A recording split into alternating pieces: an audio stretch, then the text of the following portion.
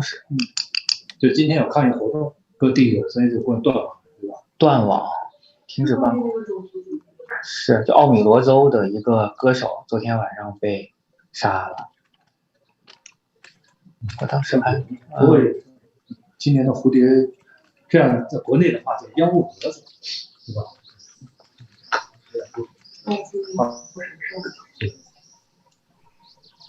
不会有什么事儿。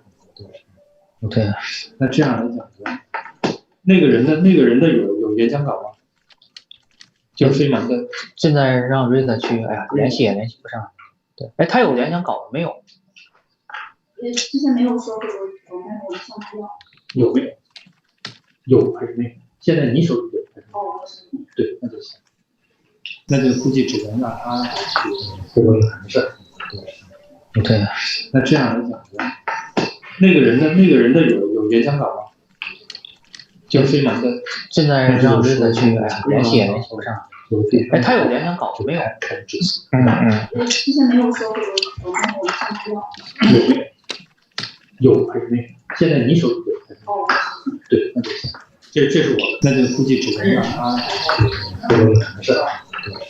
对，那这样来讲，那个人的有演讲稿。现在让瑞达去，哎呀，联系也联系不上。哎，他有演讲稿没有？好的，你联系一下小孙主任。好的。你看看他能不能上线？现在你手里有。哦，对，那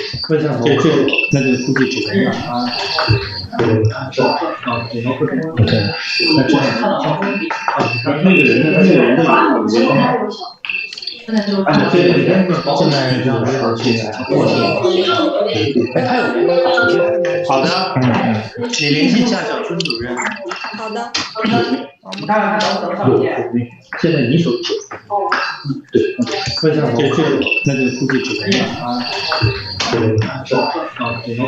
对，那这样，那个人的有演讲稿。现在就现在让瑞达去，哎呀，联系也联系不上。哎，他有演讲稿没有？好的，你联系一下小孙主任。好的。你看看他能不能上线？现在你手里有。哦，对，那就估计只能让他不会有什么事儿。对，那这样，那个人的有演讲稿。现在就现在让瑞达去，哎呀，联系也联系不上。哎，他有演讲稿没有？好的，你联系一下小孙主任。好的。你看看他能不能上线？现在你手里有。哦，对，那就估计只能让他不会有什么事儿。对，那这样，那个人的有演讲稿。现在就现在让瑞达去，你联系一下小孙。他有演讲稿没有？好的，你联系一下小孙主任。现在你手里有。因为这介绍你联系一下小孙主任。好的，你看看你联系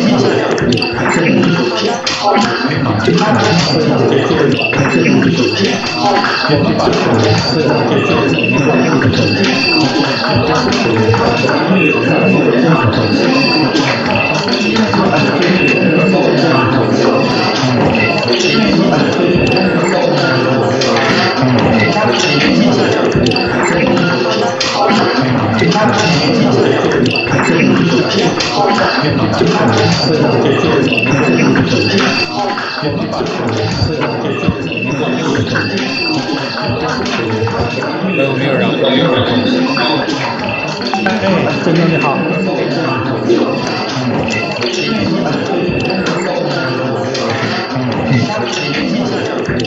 现在正在测试。但是我说了，是吧？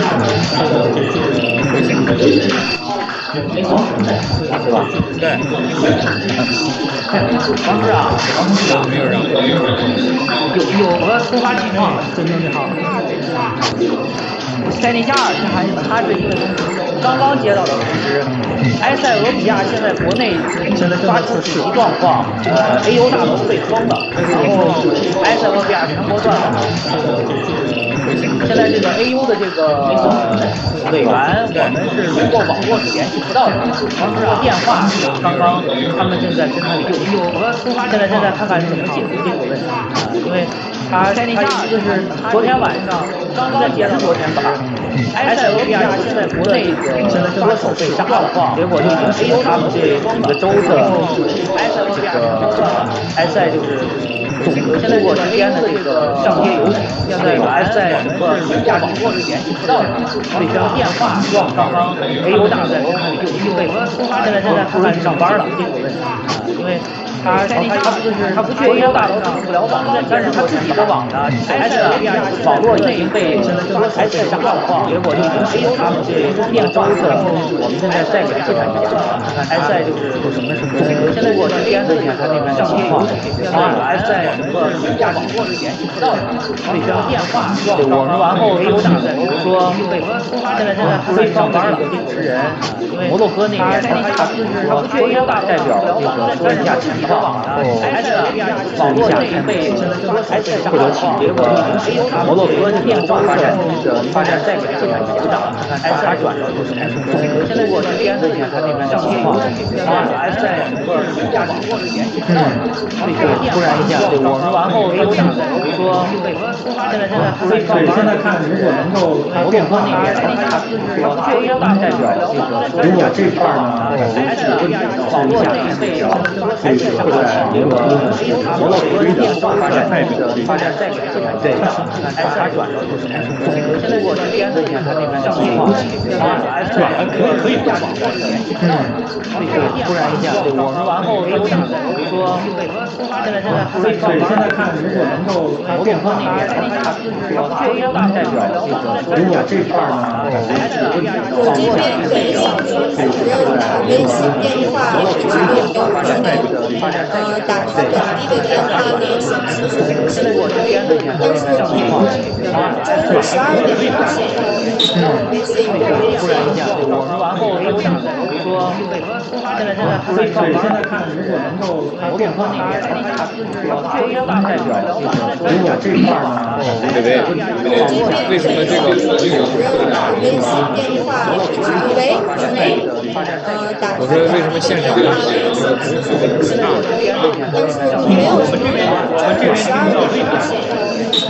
我就是我现在我们把这个话题都应该是从这个人民来讲，影响力然后回来以后如果这块呢，对不对？雪贝听到为什么这个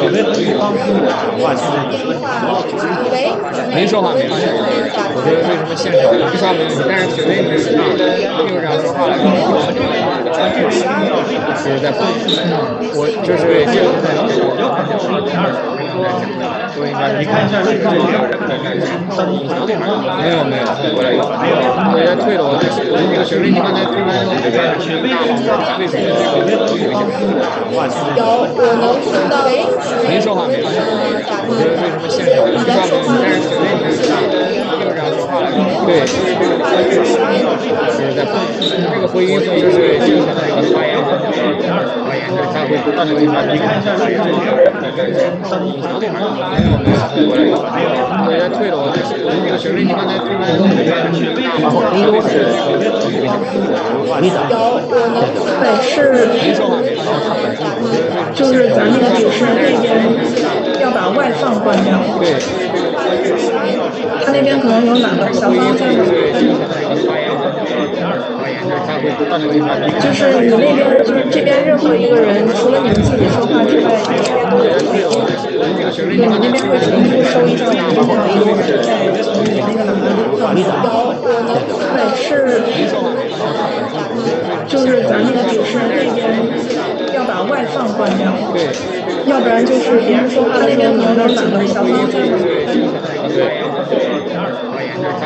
就是我们任何事情，你那边就是这边任何一个人，除了你们自己说话之外，你那边都有就相当于我们到时候对它的一个进行法律责任。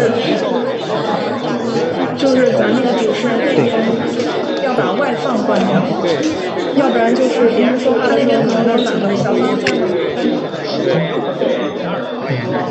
就是我们任何人，我们这边任何一个人，除了你们自己说话之外，就相当于我们到时候对它的一个进行法律责任。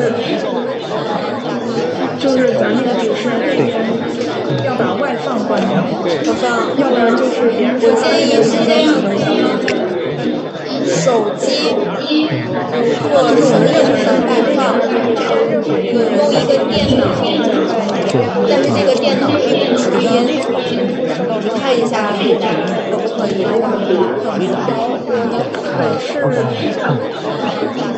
就是咱们的主持人这边要把外放关掉，要不然就是别人我建议是这样的。手机或者是任何的外放，现在没有可以了。用一个电脑，可以这个电脑是直音，你看一下可不可以？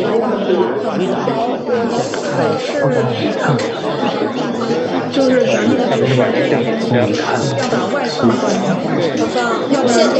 现在是听不到回音的。但是能听到你这边有这个小小的声音，现在没有回音了。用一个电脑，可以这个电脑连音，看一下可以。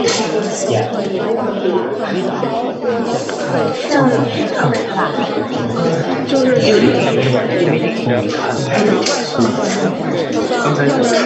现在是听不到回音的，但是能听到你手边有这个小小的声音。我们现在没有用电脑，可以这个电脑喂，现在可以吗？现在应该听不到回音了吧？现在听不到回音了，就是现在可以了。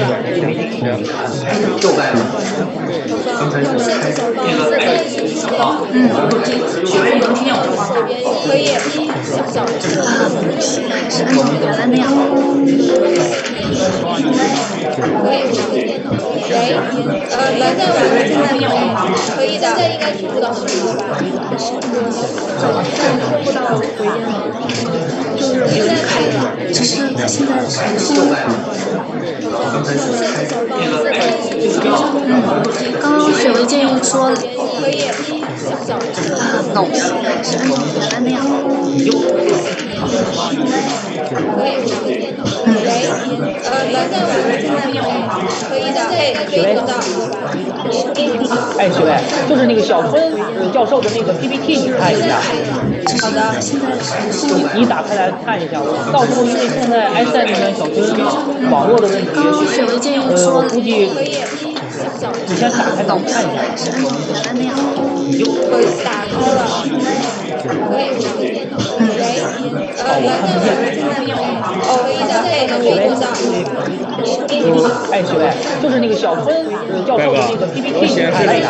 我显示的名字是要中文还是？你打开来看一下，我到时候因为现在埃塞那边小春网络的问题，估计我说我这个显示的名字是要是中文还是英文？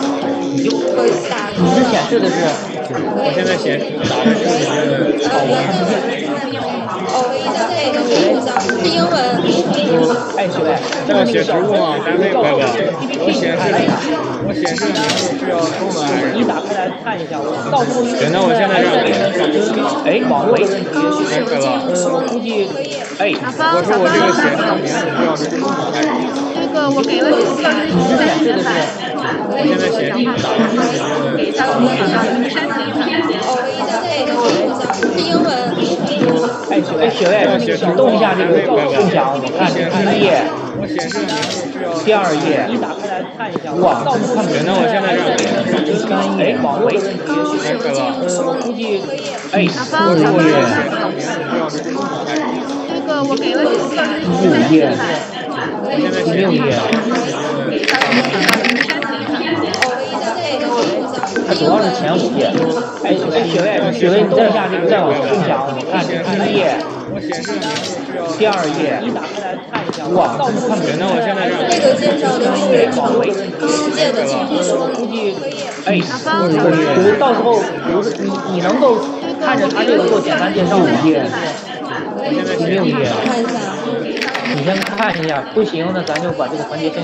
如果联系不到小杨教授，那只能是雪薇，你再往共享，我看第1页分享一下，第2页，哇，看不见。那我现在雪薇，我现在需要先到这个。哎，现在不要，一会儿会议开始之前，我们会统一传给大家。好嘞，第6页，看一下。你先看一下，不行，那咱就把这个。如果联系不到小杨教授，那只能是雪薇，你再往共享，我看啥也分享一下，第2页，哇，看不见。那我现在雪薇，我现在这个哎，现在我一会儿会议开始之前，我们会统一传给大家。6页，看一下。现在是这样，看一下，不行，那咱就非是摩洛哥的这个主持人，他会代表这个雪薇来进行，然后非蒙瑞兰的这个 PPT 就由这个摩洛哥他这个人给讲解。那我现在那就非蒙了也，雪薇，我现在去发言。那个可见别电话发言了，效果也很好。那这个发言稿呀，这些我们都有了。现在是这样，看一下，不行，那咱就非是摩洛哥的这个主持人，他会代表这个来进行，然后非蒙瑞兰的这个 PPT 就由这个摩洛哥他这个人给讲解。你把自己切焦点视频，我切的焦点视频你知道吗？我就相当于你看到我一会儿会议雪薇，共享的那就切了吧，就我意思是，你看一看能不能不行，简单介绍，或者是摩洛哥的这个主持人，他会代表这个我怎么切吧？你那个选中右键，你把自己切焦点，然后我切的是这个焦点，没有这个选项。我就相当于你看到我一会儿会议雪薇，共享的那就切了吧，就我意思是，你看一看能不能就是简单介绍，或者是摩洛哥的这个主持人，他会代表这个我怎么切吧？可以听到，可以听到。那个何老师，选中右键，你把自己切焦点，然后我切的是这个焦点。没有这个选项。桌子上有人别，然后咱们换到右边道。共享的那就切了吧。我这边不是联系主持人，我意思是，你看一看能不能就是简单介绍，或者是摩洛哥的这个主持人，他会代表这个好，谢谢，可以听到，可以听到。那个何老师，没事，我这边跟两位老师跳过来，赵老师要跟我没有这个选项。桌子上有人别，然后咱们换到右边道，然后我就一直挂着。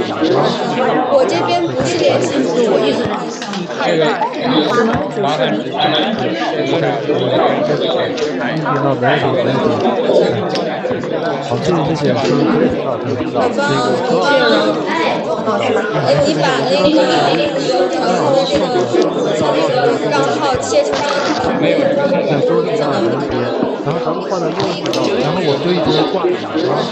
我这边不是联系主持人，我意思是，你看一看能不能就是简单介绍，或者是摩洛哥的这个主持人，他会代表这个好，谢谢，可以听到，可以听到。那个何老师，你把那个账号切成没有这个选项。桌子上有人别，然后咱们换到右边道，然后我就一直挂着。我这边不是联系主持人，我意思是，你看一看能不能就是简单介绍，或者是摩洛哥的这个主持人，他会代表这个好，谢谢，可以听到，可以听到。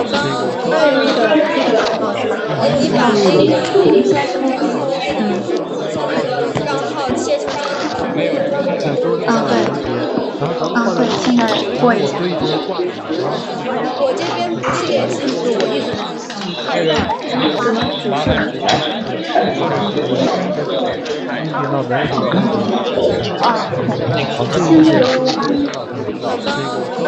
现在请大家把自己的大名对，现在过一下。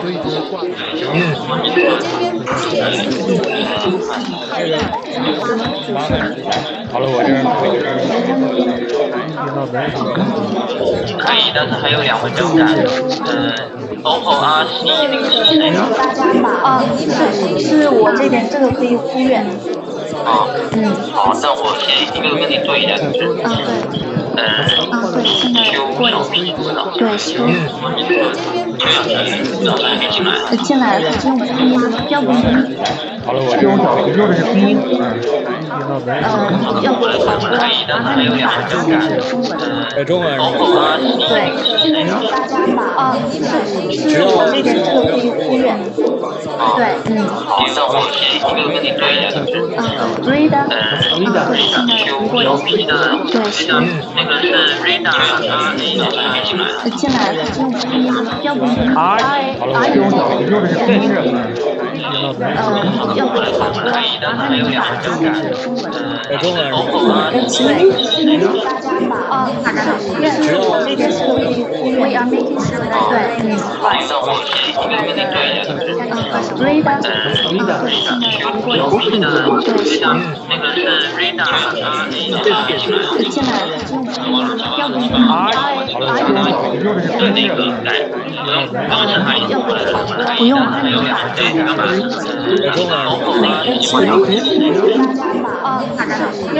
这边是可以忽略。We are making sure that 对，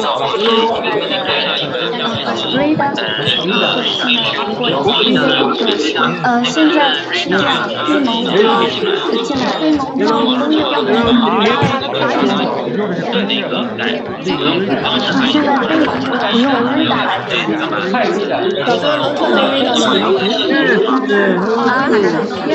这边是可以忽略。还有他不增加，对，然后是由微打来代替他。现在是这样，内蒙进来，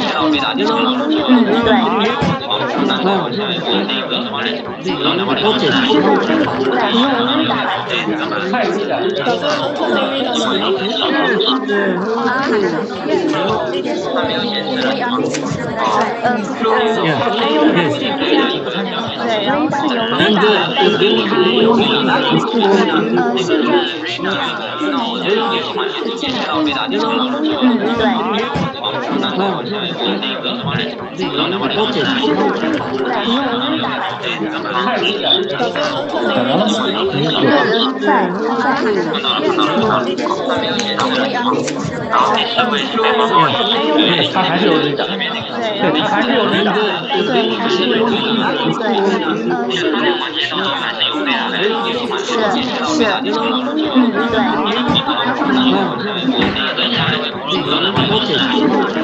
摩洛哥的新疆，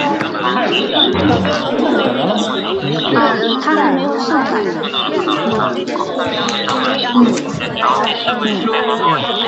他还是有雷达，对，还是有雷达，对，还是有雷达，对，还没上来，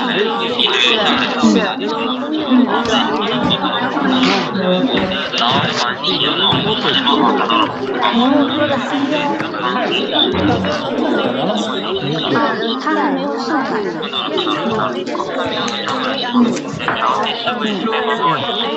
遇到了，那个埃塞大使还有那个外方面联系，如果正式开始之后，我要做啥？我正在联系。摩洛哥的他还没有上来。有雪薇，目前由雪薇来代替。遇到李雪薇，有那个埃塞大使，有李雪薇，外方面联系。如果正式开始之后，因为现在埃塞的网络有问题，他不一定能参加这个会议。就由雪薇、李雪薇来代替。目前由雪薇来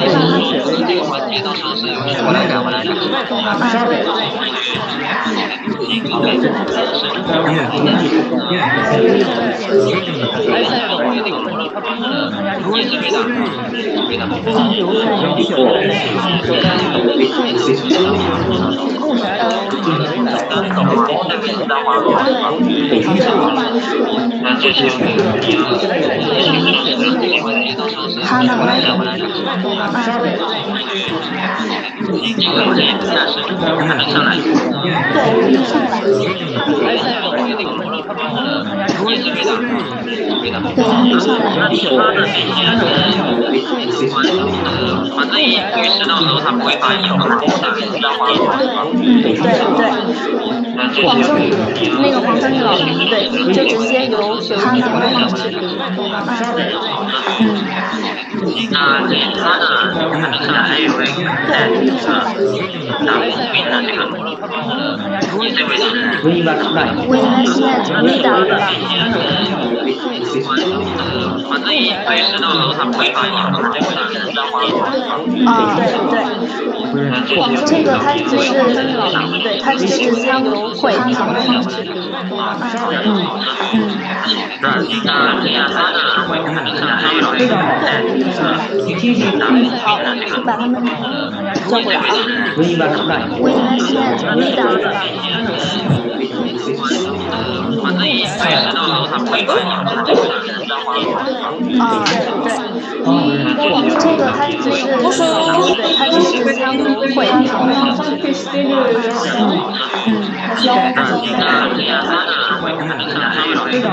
这边不是我弟弟，叫过来。我应该现在没打的。反正一律师到时候他不会把你有黄色，你知道吗？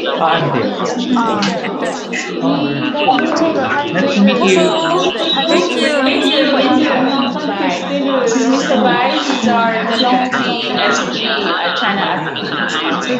这边不是我弟弟，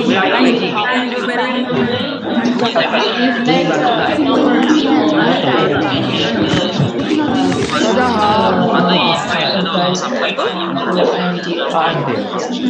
我知道。还是echo，还我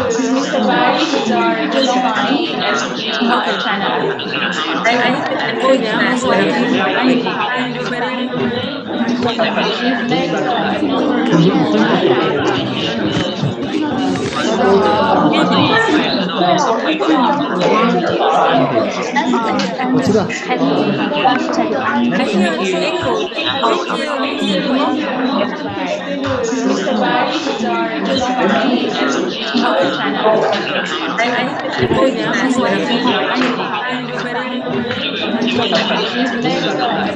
代表AMBI 这个活动。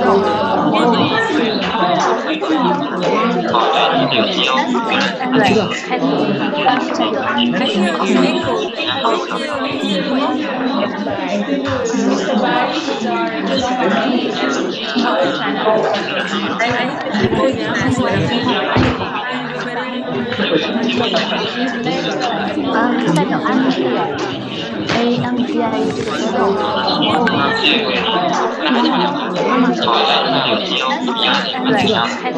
汉娜让那个汉娜等他上来了，我就让他改成汉娜 Riley 的名字，然后我也会给你微信说一下。然后艾赛大师也是，我叫他直接给我的微信罗比亚大师。代表AMBI 这个活动。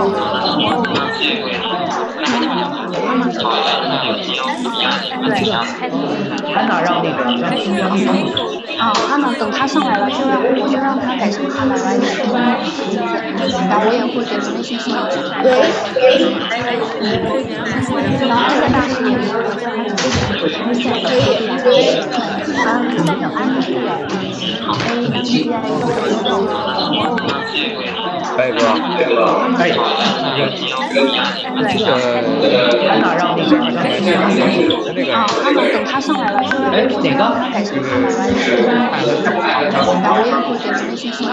旁边这位女士，她是代表摩洛哥投资与出口发展组的。他首席执行官会参会，他没有，因为他要代表说两句，就是在安娜让发展阶段，他给我介绍一下。他上来了，哪个？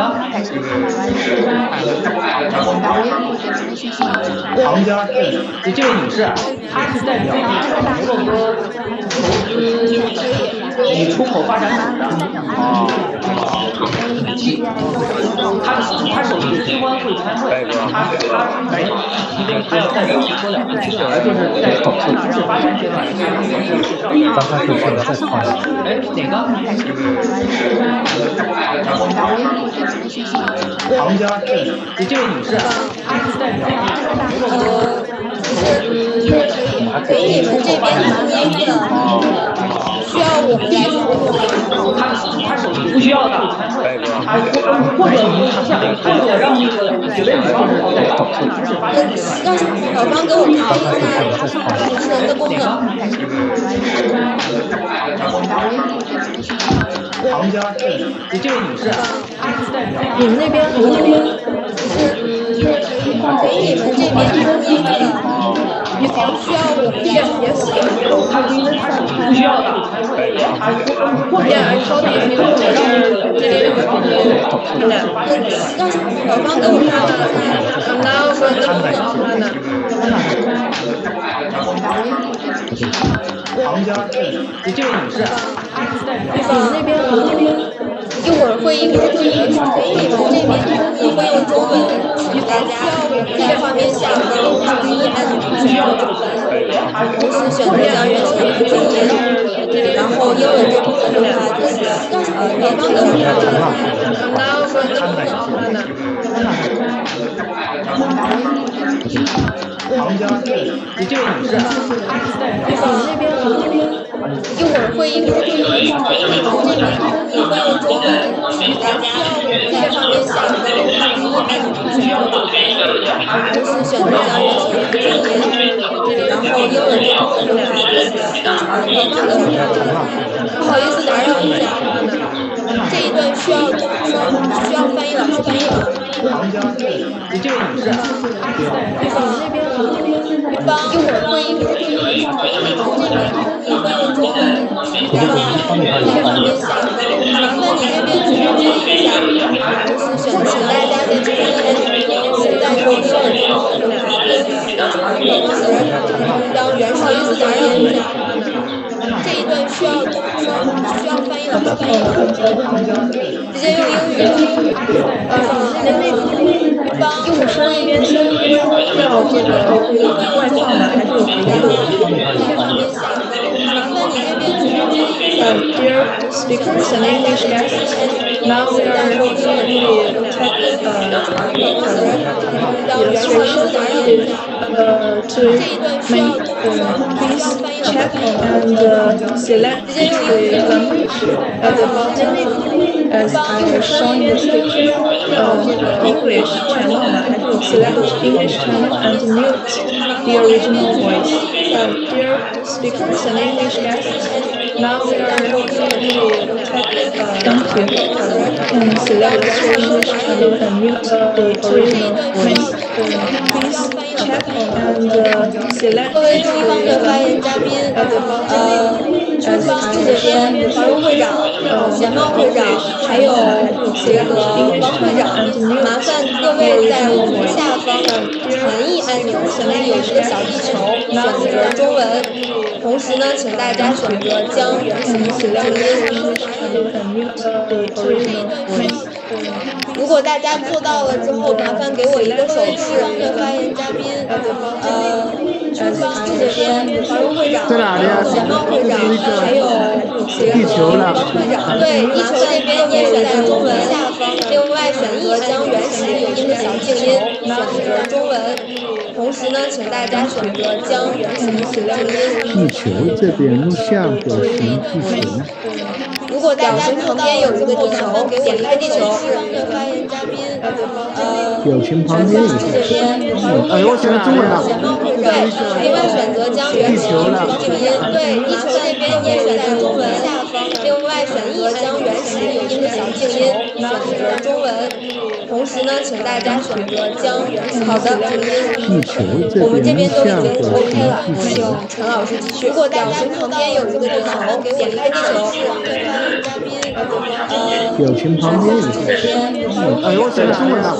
对，另外选择将原型静音。对，地球这边也选择中文。另外选择将原始语音的小静音选择中文。同时呢，请大家选择将原型好的地球我们这边都已经 OK 了，请陈老师继续。如果大家旁边有一个地球，给我一个地球。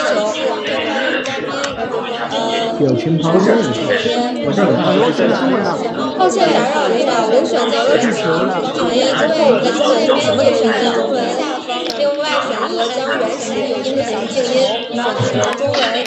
同时呢，请大家选择将原型好的。地球我们这边都已经 OK 了，电话请陈老师继续。如果大家旁边有一个地球，给我一个地球。表情旁边有一个。哎呦，我选的中文了。抱歉打扰领导，我选择了地球了。传译之后，地球那边也选择中文。另外选择将原始语音的小静音选择中文。同时呢，请大家选择将原型好的。我们这边都已经 OK 了，请陈老师继续。如果大家旁边有一个地球，给我一个地球。表情旁边有一个。哎呦，我选的中文了。抱歉打扰领导，我选择了地球了。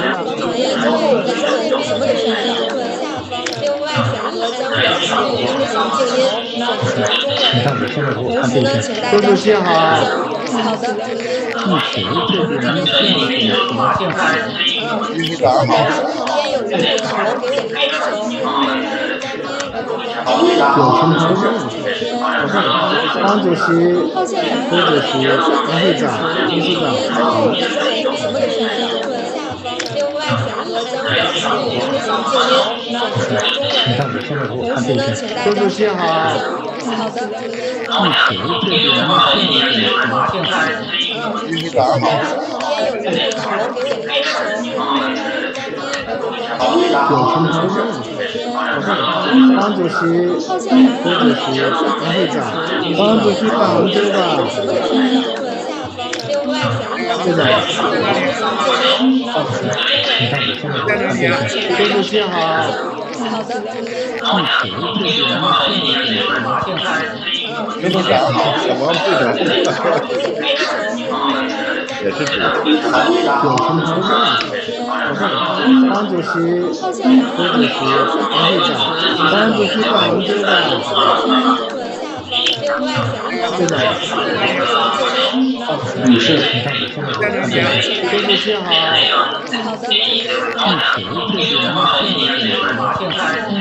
没多少，小王队长也是主。表情旁边有一个。党主席、副主席、王会长。党主席办完周吧。会长。女士，副主席好。好的。地球这边录像表情。没多少，小王队长也是主。表情旁边有一个。党主席、副主席、王会长。党主席办完周吧。另外女士。也是主女士。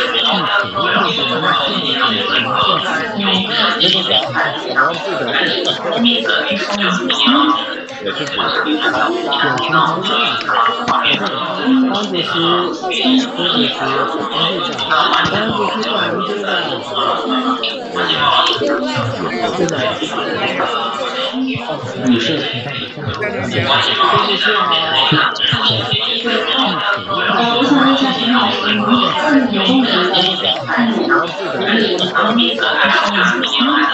是主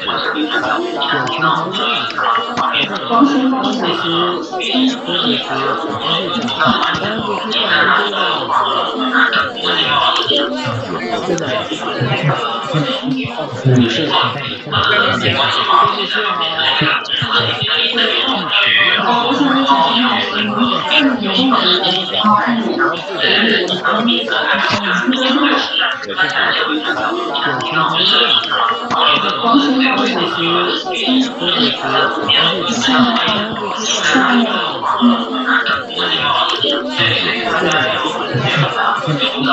女士。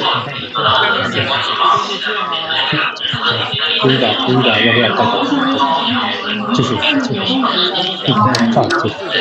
后呢，这样。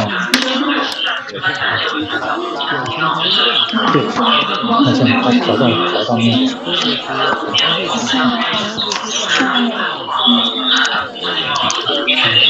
要不要开口？继续，这样子，然后呢，这样。对，这样调到面。可以的，要不要开口？继续，这样子，然后呢，这样。对，这样调到面。可以的，要不要开口？继续，这样子，然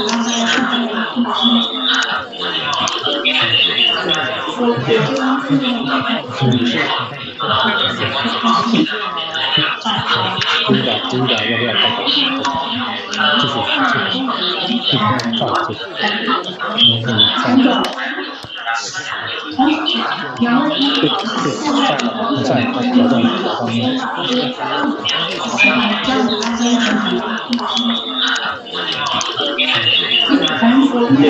对，这样调到面。要不要开口？继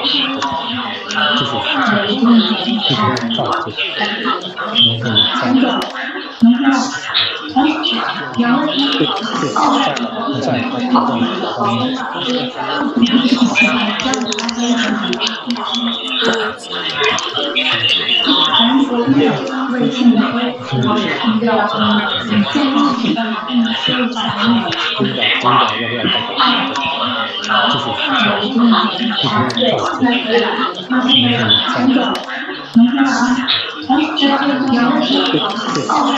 再开放视频。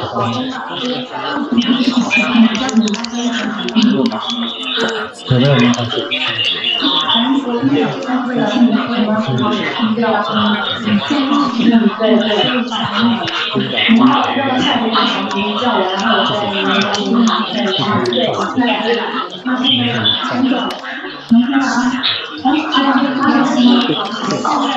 再开放视频。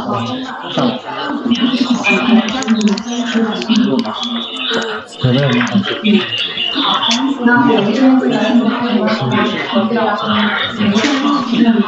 他开始是先有引导视频，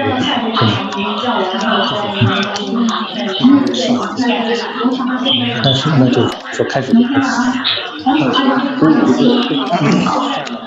开始放视频，上来。各位指导，各位嘉宾，我就倒数你的数字，就开始这个直播了。5、4、3、他开始是先有引导视频，尊敬的各位朋友、女士们、先生们，大家好，欢迎来到中非企业投资推介暨驻华大使馆和民企面对面的交流活动。我是今天的联合主持人，中非民间商会的副会长徐组长，在我旁边的这2位也是我的这次活动的联合主持人。今天一坐到这个会议上，我的2位同事就一直在夸我说，我今天的礼拜非常漂亮。各位朋友、女士们、先生们，大家好！因为它是欢迎来到俄比亚的设计师设计，并且在推飞机生产，非常华大使馆。接下来面对面交流互动，我是今天的联合主持人，6月17商会的副会长，中国的国家在我旁边的这2位是召开了中日环境的联合特别峰会。今天13个联合国家的领导，我的2位同事非蒙在夸我说，我联合国新疆的各位朋友、女士们、参加了大家好，因为它是峰会在俄比亚助力非洲发展，化飞机生产新兴建设，推动接下来面对让交流互动，推落实2届峰会的倡议。6月17本次副会长，中国的国家特别确定为持召开了中非贸易联合工业峰会。今天受到中国国家的领导，我的2位同事非蒙在夸我说，本次会议新疆全国工商联会中非参加商会，因为摩洛哥投出口发展助力非洲发展，共同举办生产得到新变化，推动接下来面对让交流和赛的加入落实2届峰会的倡议，也要感谢中非民间商会中国的国家特华间确定为提供下场地中非贸易联合工业峰会。本次会议受到中国国家的领导开幕演词，非蒙在夸发言，专家观点全国工商联会中非参加商会，因为摩洛哥投线上口发展助力非洲发展，共同相结生产得到我们的各要推动接下来亚和赛的加入落实2届，我们预计将感谢中非民间商会中国的国家特华间确定为提供下中非贸易工业峰会。本次会议受到中国国家的领导开幕演下面非蒙请允许我介绍专家观点全国工商联会特邀嘉宾参加商会，因为全国工商联会线上会议邱小六先生共同相伴生产得到全国工商联合亚和赛加入落实2届，我们预计摩洛哥中非民间商会中国的国家特华间确定为提供Hisham Bujra, the CEO of AMD, His Excellency Hisham Koga, Ambassador of Ethiopia to China, Mr. Wang Yicheng, Chairman of CABC and Chairman of Huali, Zhang Huarong, Vice Chairman of CABC and Chairman of Huali, Mr. Wang Zhang, CFIC, Vice Chairman of CABC and Chairman of the Committee on Engineering, Hisham Bujra, the CEO of AMD, Mr. Wang Zhang, His Excellency Hisham Koga, Ambassador of the Red Giant General Manager of Southwest Morocco, Ms. Hannah Ryder, Mr. Wang Yicheng, Chairman of CABC and Chairman of Huali, Senior President of South African Huali, Vice Chairman of CABC and Chairman of Huali, adding open statement. Mr. Wang Zhang, IMC, Vice Chairman of the Vice Chairman of ACIC, Hisham opening speech. The CEO of Mr. Wang Zhang, His Excellency Hisham Koga, Ambassador of the Red Giant General Manager, Your Excellency Morocco, Ms. Hannah Ryder, Mr. Wang Yicheng, Chairman of CABC and Chairman of Huali, Senior President of South African Huali, Vice Chairman of the CEO of Huali, adding from Morocco. Mr. IMC, Vice Chairman of the Vice Chairman of Red Giant General Manager, opening speech from Morocco. Distinguished Chairman Wang Yicheng, Distinguished Chairman Zhang Huarong, ladies and gentlemen, friends, Your Excellency today, Ms. Hannah Ryder, Mr. Wang Yicheng, Chairman of CABC, Senior President of While Zhang Huarong, having the production of the CEO of Huali, from Morocco, on the great national degree, we have mastered the topic of Asian prospects, challenges for China-Africa trade, especially at the new infrastructure conference, the Chairman Ambassador ladies and gentlemen, Your Excellency today, we want to promote stronger cooperation between the business communities in China and Africa. This is a good time to have this production for the great significance. On behalf of ACIC, I'd like to congratulate we on the opening of this event and also to send our warm challenge to all China-Africa trade, especially at the new infrastructure base which the Chairman Ambassador China and Africa will forever. We want to promote stronger our friendship and trade between China and Africa. This is in China over the last 5 years with the promotion of the foreign China-Africa cooperation from the new cooperation directly we on the opening of our new strategic partnership and our strategic to China has a relationship to the China and Africa will definitely have a greater cooperation in terms of investment and trade, and we are achieving greater success in our cooperation. In the process of deepening of cooperation, the private companies, mostly Asian market players, have played an important role in the investment in Africa. They have become the main players in co-building the Belt and Road Initiative with their African partners. According to statistics, currently more than 9,000 private companies have investments in Africa, with a total investment volume of $20 billion. 1/3 of them are manufacturing companies. They have created multiple industrial clusters. They have created more jobs, boosted local economy, and helped their people living a better life. We are hit by the unexpected COVID-19 pandemic. While many private companies are reinforcing their own resilience against the pandemic, they also actively donated materials and resources to local communities, standing side by side with the African people, showing strong CSR. Currently, the COVID-19 pandemic continues to spread across the world, creating a lot of downside risks to the global economy. Anti-globalization and protectionism are still on the rise. International investments and trade environment continues to be more complex.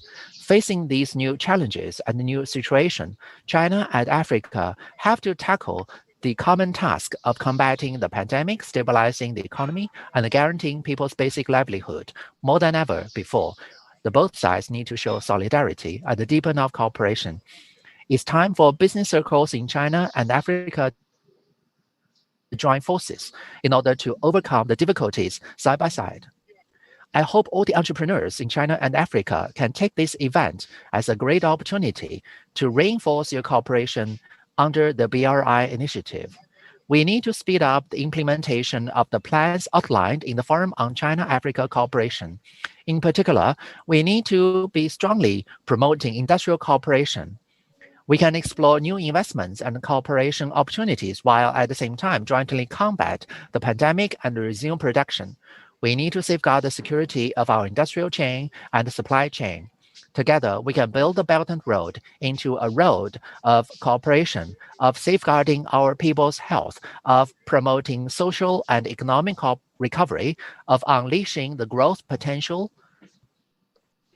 And also, we need to accommodate the development needs from both sides, leverage our individual strength, continue to deepen cooperation in areas such as industrial capacity, infrastructure, agriculture, and other conventional areas.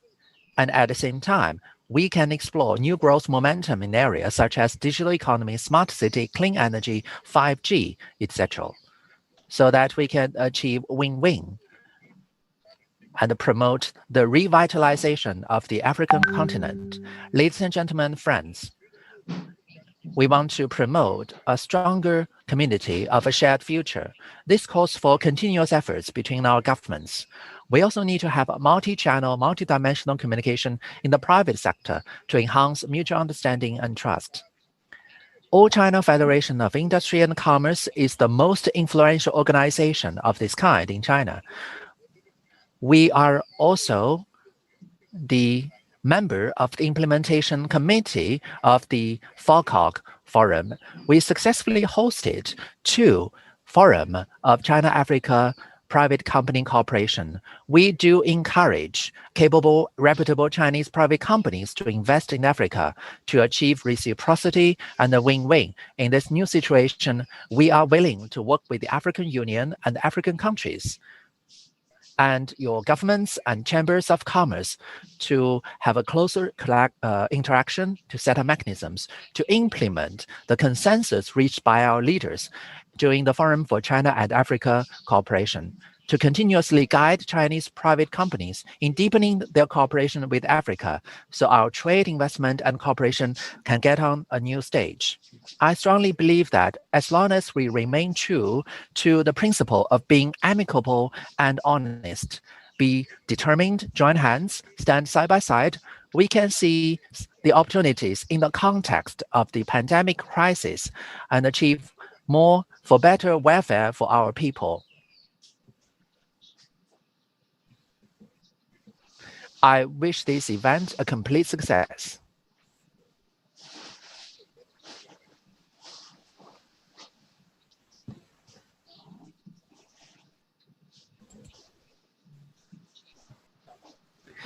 Thank you, Vice Chairman Qiu, for your warm speech.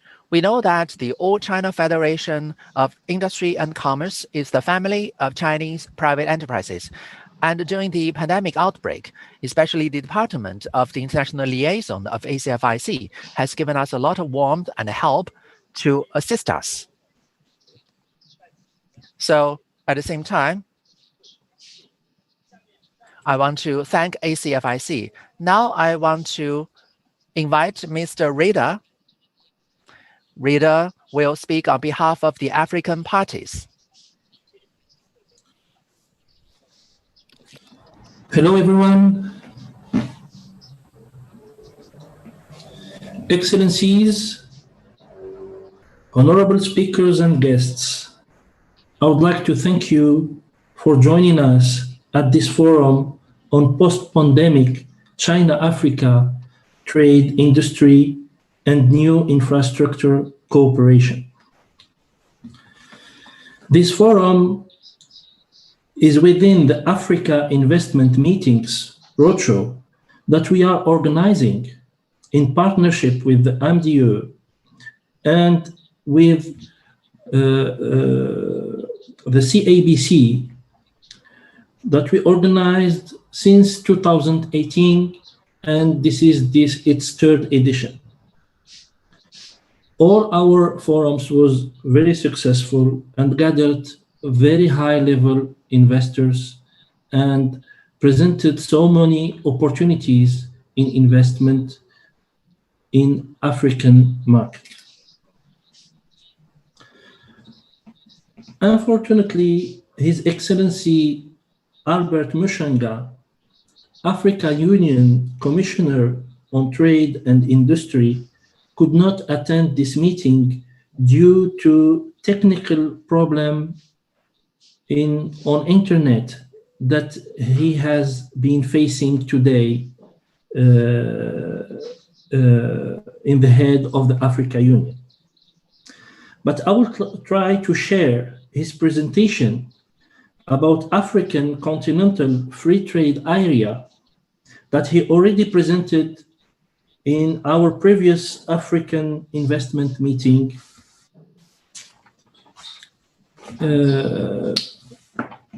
Please allow me to share the presentation.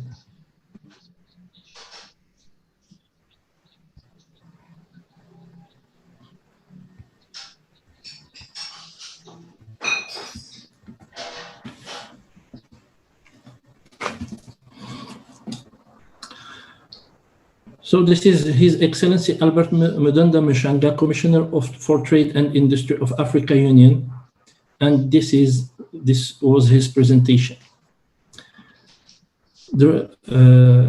It's about the African Continental Free Trade Area. So please allow me to present you the IFCFTA at a glance. So the membership was open to all African Union member states, and the agreement opened for signature on 21st March 2018. And there was 54 signatory states, 27 ratifications, and remaining 28 ratifications. And the agreement entered into force on 30th of May 2019. Operational phase launched on 7 July 2019 in Niamey in Nigeria. And the start of trading was slated for 1st of July, but was a little bit delayed due to the situation of COVID-19. You know, Africa is a very emerging, attractive market because we are talking about a population of 1.27 billion people. It's a young population with growing class and a large market creating large economies of scale and scope. There is harmonization of policies, rules and regulations, reducing cost of doing business. And there is a growing business and private consumption. There is several initiatives to make the market more attractive. Basically, working on the rules of origin, the schedules of tariff concessions in trade and goods, and there is a specific commitments in trade in services, and there is online non-tariff barriers, monitoring, reporting, and elimination mechanism. And it has been created an African Trade Observatory and a Pan-African payment and settlement system. Also, there is a single African air transport market launched in 2018, a protocol on free movement of people, right of residence and right of establishment opened for signature in 2018. There is a protocol on investment and it's under negotiation. There is a protocol on competition policy, it's under negotiation, and also a protocol on intellectual property rights, also under negotiation. There is an alignment at continental, regional, and national levels, and there is a framework of collaboration with regional economic communities and national IFCFTA implementation strategies and committees. So the investment opportunities in Africa in general is about development of trade-related infrastructure. We are talking about energy, ICT and transport, manufacturing, and developing the Made in Africa brand, agriculture, agro-processing, education, tourism, creative industries, and several others. I would like to give his concluding remarks. Africa is the new investment frontier for global value chain factories. IFCFTA is now Africa's domestic market. You enter one part of Africa and you are in the whole of Africa seamlessly. Exploit for mover advantage. This is what we are requesting from also from China now, and thank you for your kind attention.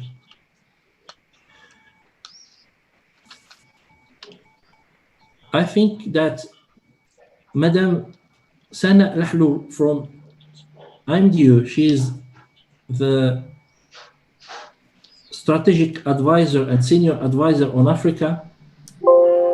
She's very familiar with this area, and she has the expertise to explain us about the new role of African Continental Free Trade Area, and also the position of Morocco in this new dynamic. Thank you very much for your attention.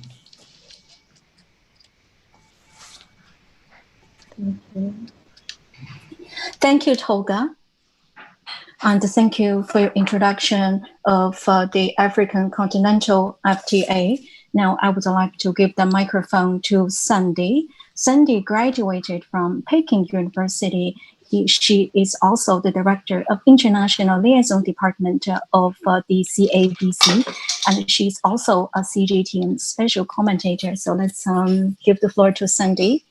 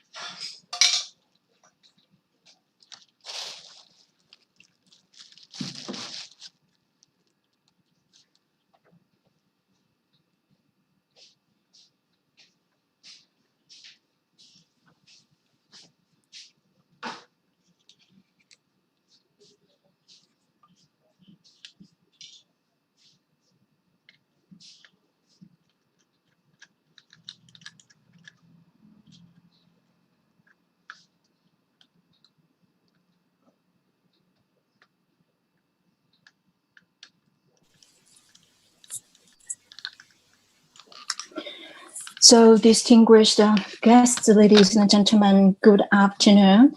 I'm Wang Licheng, Chairman of China-Africa Business Council.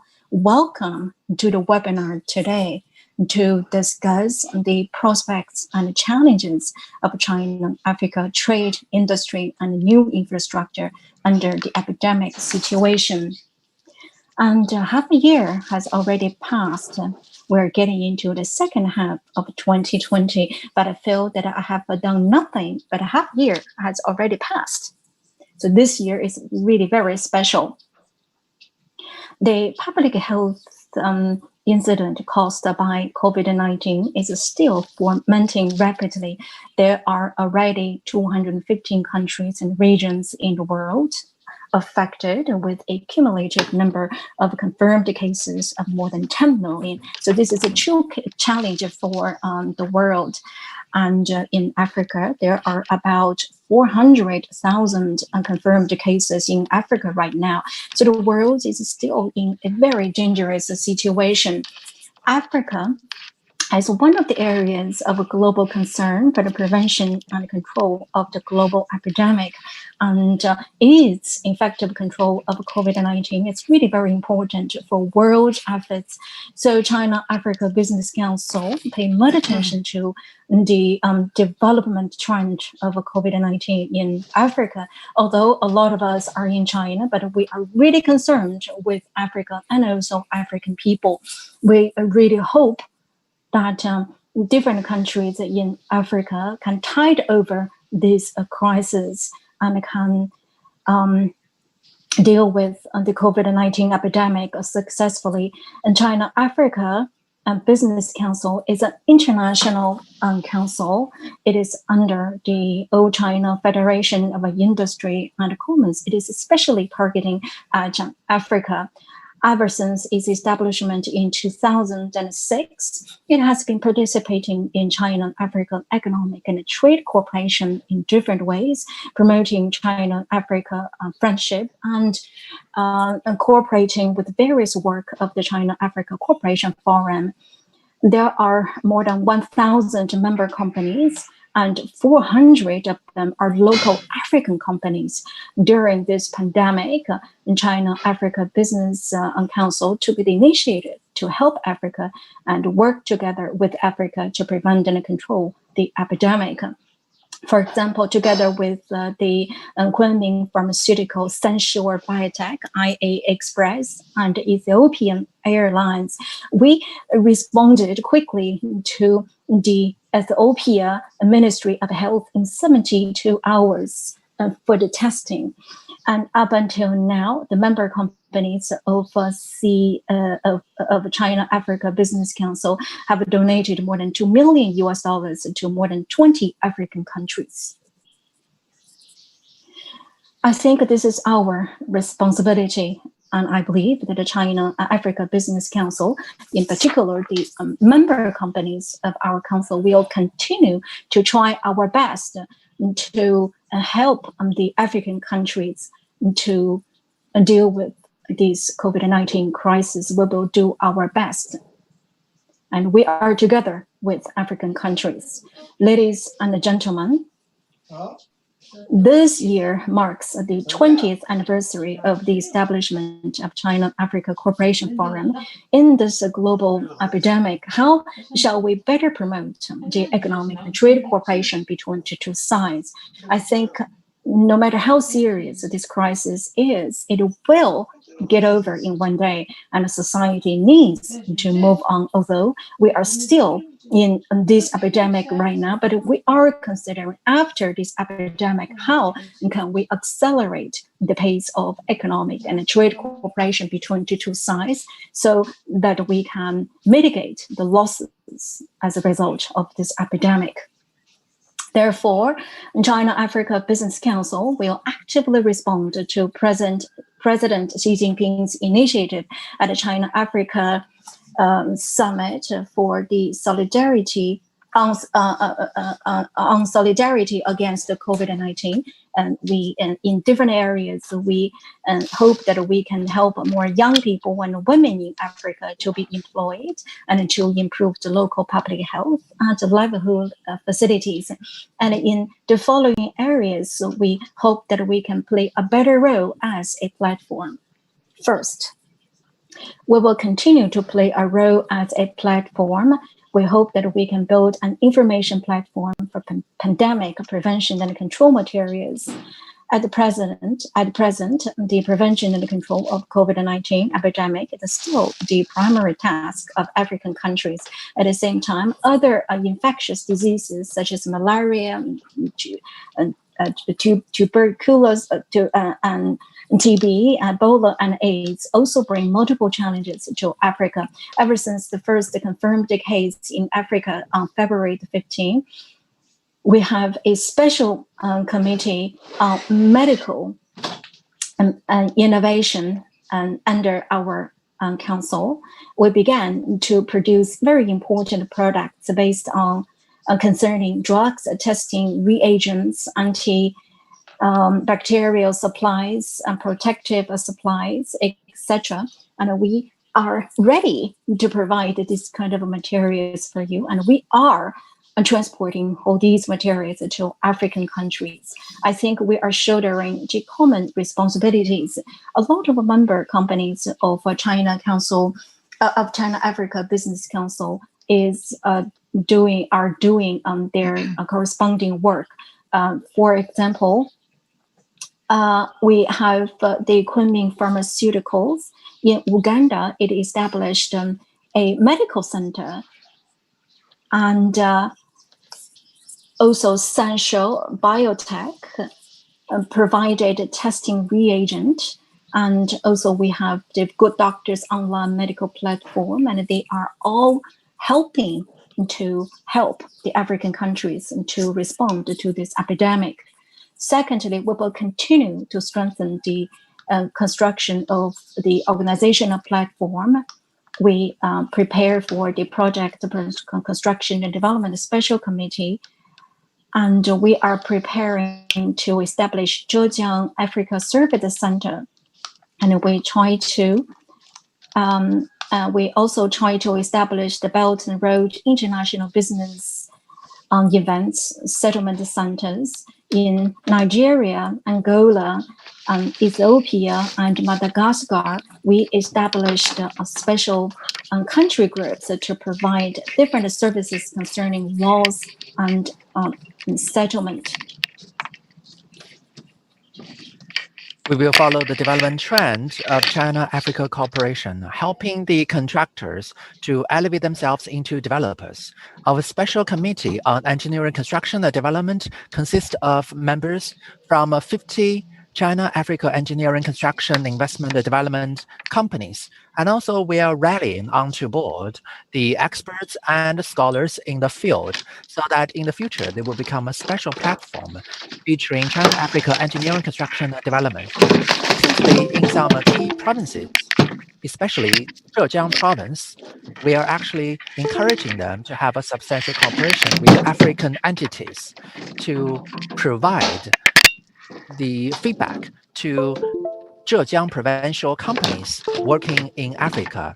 We are setting up a center to serve the Zhejiang province companies in Africa, providing policy, legal, financial, and pandemic control, consulting and supporting services to them so that they can remain very steady in their production in Africa.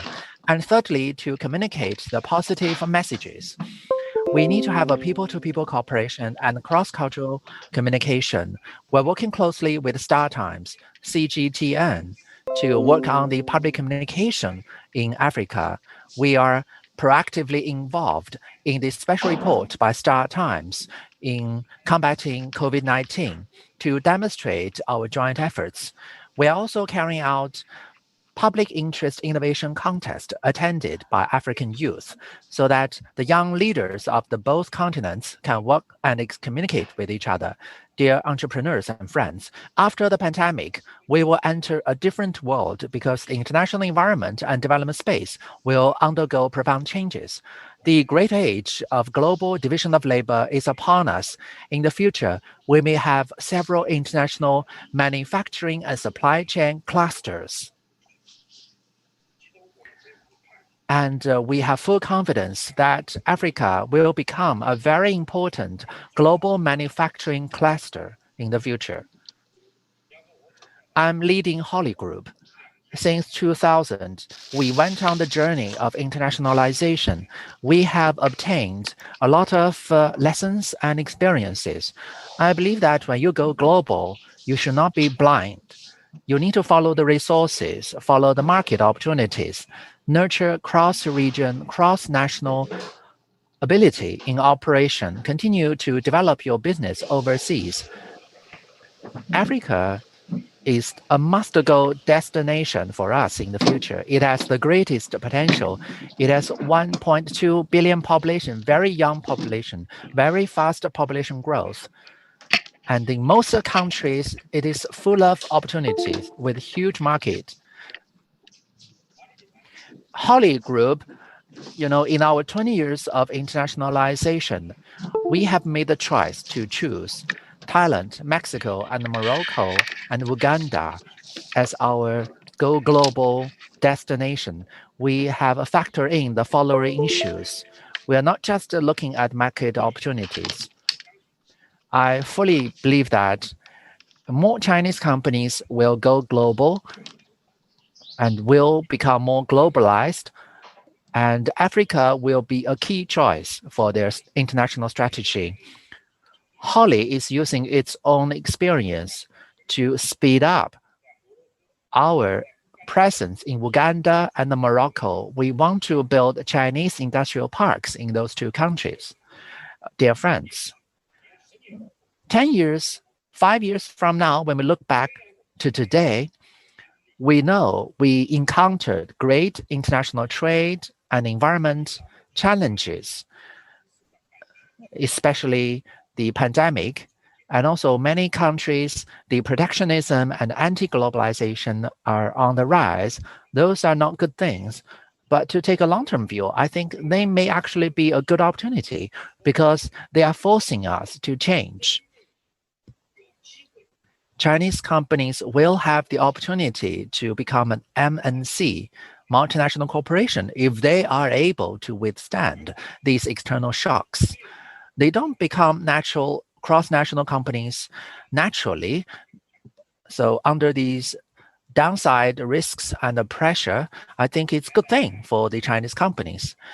Over 40 years of reform and opening up, especially after China's accession to WTO, we became the manufacturing hub of the world.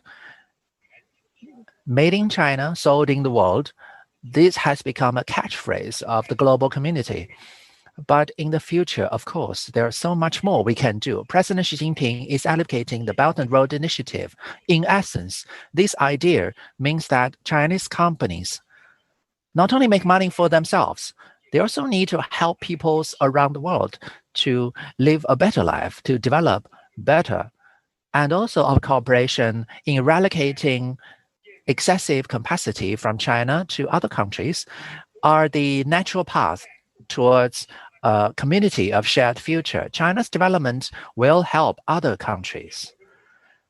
I firmly believe that innovated in China, manufactured in the world, this new age is upon us. And Africa is a continent full of opportunities. And we have a great expectation of Africa. We hope CABC will continue to seize this historical juncture and work closely with African countries, helping more Chinese companies go to Africa to develop their business there and help African countries and people to live a better life. CABC, in this grand time, if we can make our due contribution to the world, if we simply discharge our responsibilities, we can say we have stayed true to our mission. Then I want to say I sincerely hope that all African countries can safely overcome the pandemic and finish the pandemic as soon as possible and resume to normalcy in your life and development as soon as possible. And also, I think that in the post-pandemic period, China-Africa private cooperation can enter a new stage. Thank you.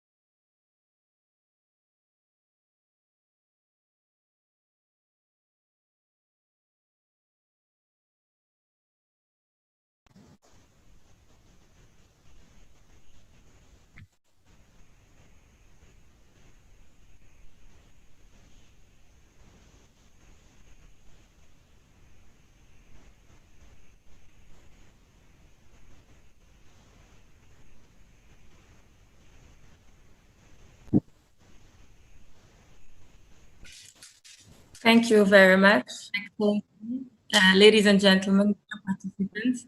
Daji Hao, sorry for my accent. So first of all, on behalf of Mr. Hicham Boudrad, the CEO of the Moroccan Investment and Export Development Agency, MDE, I would like to thank you for the invitation. It's a great honor for me to be part of this important discussion that gathers two great historical civilizations, China and Africa. So thank you again to give me this honor to talk today. So ladies and gentlemen, as you may know, the world now is struggling to deal with this horrific pandemic, COVID-19. And Africa is still, we can say that Africa is still showing some kind of resilience compared to other countries in the world. So, for example, you've seen how many cases have been dramatically noted in the world, but in Africa, most of the countries recorded fewer than 1,000 active cases. So just to say that there is a kind of resilience in Africa, and despite an expected slow growth that have been announced between 1.8% and 2.6%, we might say that African economies will keep focusing on the transformation that they started two decades ago, transformation of their economies from commodities and extractive industry-based economies based only on natural resources to a more diversified one, industrial, transformative, innovative, and high added added value economies. So as you may know, there's huge potential, and I think everybody will agree with me to say that. And you can just see the figures. 6 of the world's 10 largest growing economies in the world over the past decade were in Africa. So this is important. And also the Africa Development Bank has developed the High Five Initiative program that prioritizes five initiatives in order to build up this Africa we want, this Africa we dream. So first of all, lighten up, empowering the continent. This is the first initiative. The second one is feeding the continent. Third, industrializing. The fourth one is integrating the continent, since we have many regional blocks. And finally, improving the quality of life for the people of Africa. So this program is just to show you and reflects all the various business opportunities that need to be invested in. And the common purpose, of course, is to try to transform these Africa's comparative advantage to real development engines. So as for China, maybe some years ago, Africa is living a huge demographic dynamic, and to reach 2.5 billion people by 2050. It means that in 2050, quarter of the world population will be African, which gives a huge potential of youth. 26% of the world working age population will be African, and this is a huge opportunity also for labor force. So these examples just to show you how Africa tried to develop. And among these major steps, my colleague and friend Reda said, of course, there is the Africa Continental Free Trade Agreement that has been implemented in order to have one single market and one continental market of more than 1.2 billion people, and an aggregated GDP of $2.5 trillion, which is huge for Africa. And knowing also that if you see the figures, between 16 and 18% of the intra-African trade are between African countries. Comparing to Asia, I think we're like more than 50, and Europe 70%. So the aim of the Africa Continental Free Trade Agreement is to increase these figures, increase the percentage from 18 to 52% per 2022, and also, of course, by integrating, by developing growth. So, and China is doing a lot to help Africa into this ACFTA, and the Chinese President, Mr. Xi Jinping, said it during the FOCAC, the last FOCAC, during the extraordinary summit during against the COVID. He said, and let me quote, China is committed to support the continent in its vision to develop the ACFTA and to enhance connectivity and strengthen industrial and supply chain. So this is the engagement of China, and Africa thank China for that, definitely.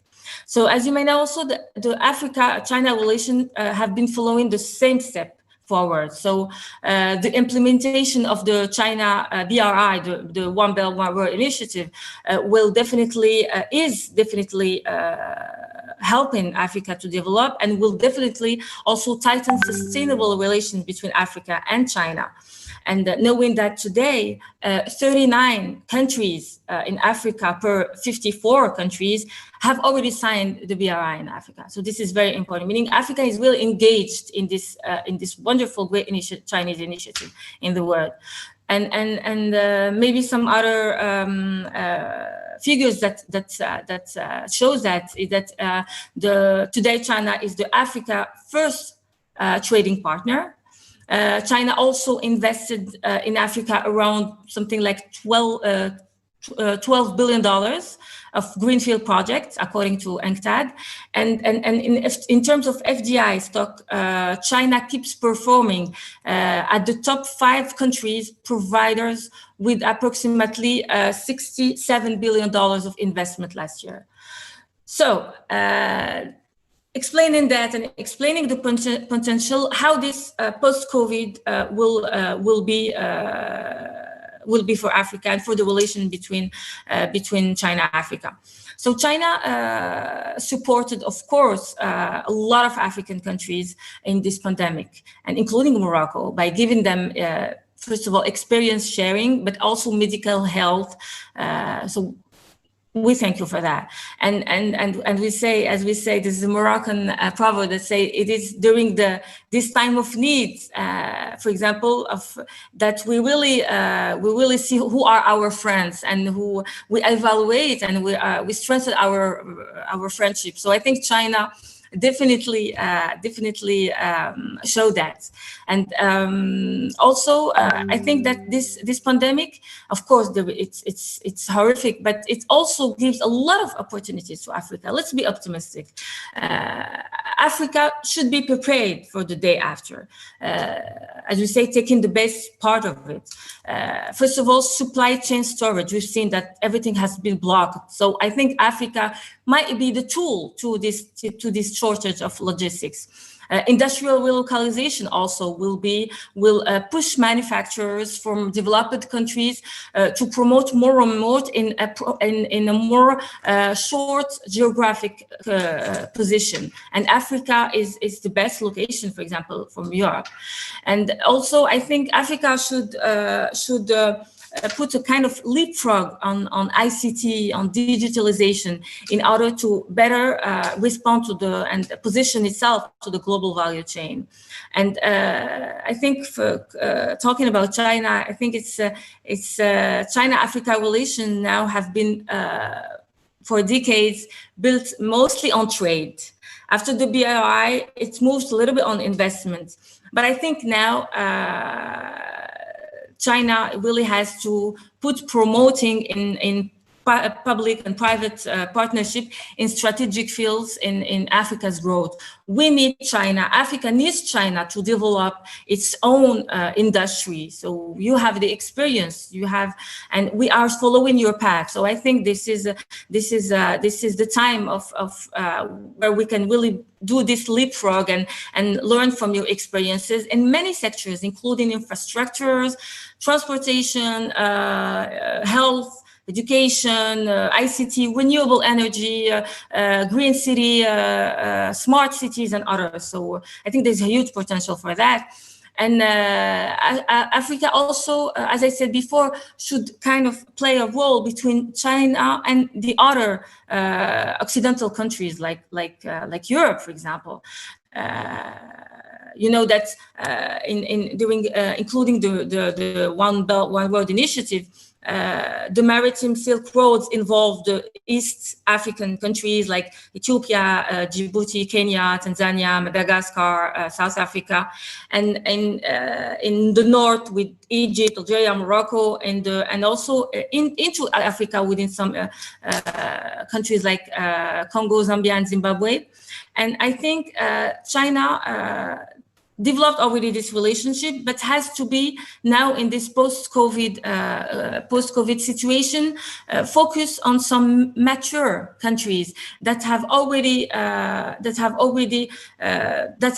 this fast-growing economies, like as I said, Djibouti, Ethiopia, South Africa, Nigeria, Egypt, and Morocco. So that's the link actually that I want to say is Morocco is don't see Morocco only as a country. It's a real platform to position into the global value chain, not only African continental value chain, but into the global worldwide value chain. And the relations between Morocco and China has been speeding up these last years, and with the turning point. With the visit of the King Mohammed VI, God may assist him, his last visit in China in 2016. So with this, Morocco has signed an MOU with China involving the One Belt, One Road initiative. So it shows also our engagement throughout your wonderful country. And Morocco received more than $100 million in terms of FDIs from China. And also several companies are already invested in Morocco in many sectors, including automotives like like CITIC, next year energy with BYD, ICT with Huawei. We have also construction and medical with Holy Intangitech. Mr. CEO of Holy just say that. We have also in finance like Bank of China that already sells. So there is a huge potential for China and Morocco. And this potential also has been strengthened by, first of all, the exemption of visas for all Chinese citizens to enter to Morocco, and also before the crisis and the stop of before the crisis, there were direct flights also between Casablanca and Beijing. So that means that there is a huge potential. There is also this year is the cultural Chinese year in Morocco. So we are very interested and we are very keen to work on to strengthen more our relations. And I think also China should also benefit from Morocco because it has already its position in all East African countries, and we are really good in East African. But I think Morocco can be also a platform for China for their presence in the North and West African countries. So why? Because first of all, Morocco, it's a country that's only 8 miles from Europe. It's a safe, stable country. We have a democratic and social constitutional monarchy. It has been ranked as a safe destination. Morocco today is the first most attractive country in terms of FDI in Africa. It has been ranked also the third in doing business in Africa. We are also the first investor in in Francophone Africa and the second investor in all Africa. Just to show also our engagement through the continent, the overall FDI of Morocco through the continent exceeds 85% of our investment. So it means that if you invest in Morocco, it's not invest in Morocco, it's invest in the whole continent. So, and Casablanca Financial City, for example, is the first financial hub in Africa. So as I said, Morocco has a geostrategic location, of course, in the west side of Africa. We have a unique set of agreements. We have signed the Africa Continental Free Trade Agreement. We have FTAs with US, with Europe, with Arab countries. We are negotiating with ECOWAS also. We also, in terms of infrastructure, Morocco has done a great effort in order to position Morocco in the world-class infrastructure. We have like more than 20 airports that are connected to the world with more than 20 African airports. We have also two shorelines, Mediterranean and Atlantic, with the Tangier port that has been a first container port in Africa and the 45 in the world with more than 9 million containers per year. So Tangier is connected to 186 ports and 38 among them are in Africa. So just to show you the whole connectivity that Morocco has with the rest of the continent. We also have direct roads through the continent. We've developed highways, tramways. We have also the first high-speed train, a lot of integrated industrial park and free zone. So this is just to show you this infrastructure. And of course, in order to accompany all this infrastructure, the government has put in place a battery of incentives in order to attract not only big group, but also SMEs to come to Morocco. And by developing a lot of sectorial strategies, for example, the industrial acceleration plan in order to develop the industry in Morocco and to connect it to the whole value global chain by developing, we call them the world target sectors. Among of them, automotive. Automotive today is the first exporting sector in Morocco, and we have major big players like Renault, Peugeot, Citroën. We have Bombessa, Delphi, Yazaki. So we have a lot of big players are already here in Morocco with cities, automotive cities also in the north of Morocco. And that gives a whole ecosystem in order to develop the sector. We have also a tremendous dynamic sector that has shown a great growth this past decade, like aeronautic, for example. Aeronautic in Morocco attracts also global leaders like Boeing, Bombardier, Airbus, Safran, Daher, and other big names in the world. We have also in these strategies worked on developing many sectors like textile, leather, pharmaceutical and medical, digital, of course, ICT and offshoring, and electrical and energy, of course, renewable energy. Morocco has put in place a renewable energy plan in order to increase the contribution of the renewable energy to the production of electricity to 52% by 2030. This is wonderful, and this has been made. This has been possible thanks to the project Noor in Ouarzazate, which is the largest power plant project in the world. And the aim is to reach a capacity of 2,000 megawatt of solar and 2,000 megawatts of wind power. So renewable energy is definitely one of our strategic sectors that we want to develop, and we definitely need the Chinese experience to on that. We, as I said, we've also worked in a lot of sectors like digital, tourism plan also with a lot of new cities. We have major cities that has put in place some attractiveness strategies, and with Open Sky also with European countries. We've also developed the logistic strategy with the development of a lot of national industrial and logistic parks, by giving to the investor, definitely, of course, tax incentives, rent of these hectares, and some duty free to some other countries, and other sectors. Just give you some brief, like phosphate, agribusiness, fishery, mining, and others. So just to finish, yes, I'm sorry for that. Just to finish, okay, yes, sorry for that. I'm so passionate. Yeah, Morocco also has expanded its economic ties with Africa. As I told you, we are the first investor in West Africa with our network of banks, insurance, telecoms, and everything.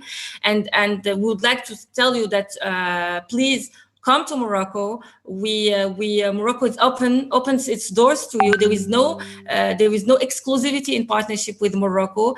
It's a win-win partnership. So please welcome, and as you say, Huaning. So thank you very much again, and sorry for. I didn't see my time, so thank you again for all the organization for this forum.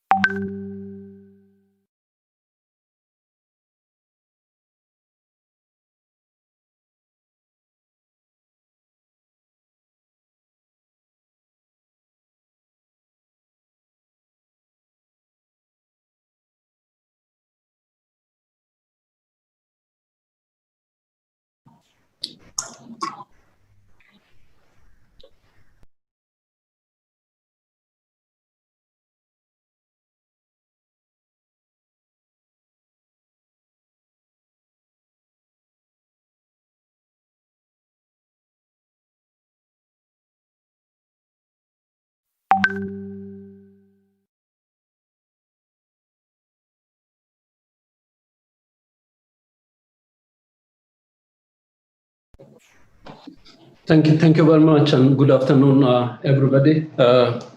Let me start by expressing my appreciation to the organizers of this virtual event. I consider this important theme of the forum, which is one on post-pandemic China-Africa trade and industry cooperation, is first timely, and secondly, it's critically important. China-Africa Business Council has been facilitating and bridging businesses from both sides. I strongly believe that your role and services are more needed and relevant in post-COVID-19 recovery and restructuring period. I therefore urge CABC that you should be innovative in your approach so that China and Africa can exert concerted efforts to mitigate the effects of the pandemic. I fully subscribe the statement made by the chairman of China-Africa Business Council, Mr. Wang Liqiang. And I also share the view that has been expressed in how we should join hands and contain the pandemic. I'm grateful to the leaders of China-Africa Business Council, including Chairman and Vice Chairman Jan Harun, the Chairman of AJAN Group. I also recognize the presence of CEO of Development Reimagine, my good friend, Hannah, and I thank her and her organization for the work she has done. Let me take this opportunity to express my sincere appreciation to the people and government of China for their brave fight against COVID-19 and for the results they have achieved so far. Ethiopia was one of among the first countries to express its strongest solidarity with and support to China. China in return stood with Africa in its national effort to protect and control COVID-19. This is what I call solidarity in action.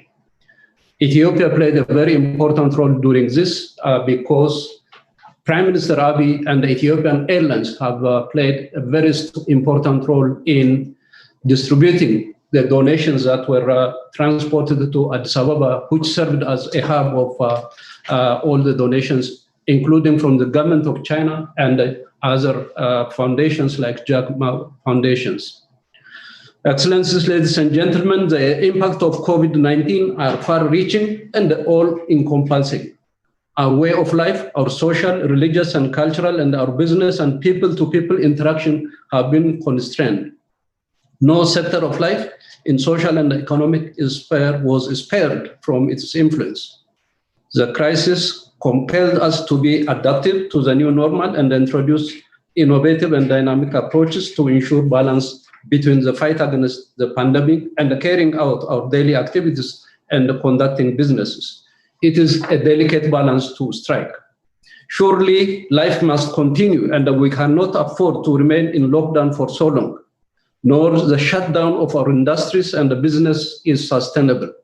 The impact on social and economic sector is huge, and the untold psychological trauma is by no means small. And yet, we have no full picture and knowledge of how much damage COVID-19 has caused to our social, economic, cultural, and political lives, unless it is lasting and until its lasting impact is thoroughly analyzed. Millions of jobs have been lost, foreign direct investment flow has decreased significantly, and trade and tourism are hard hit.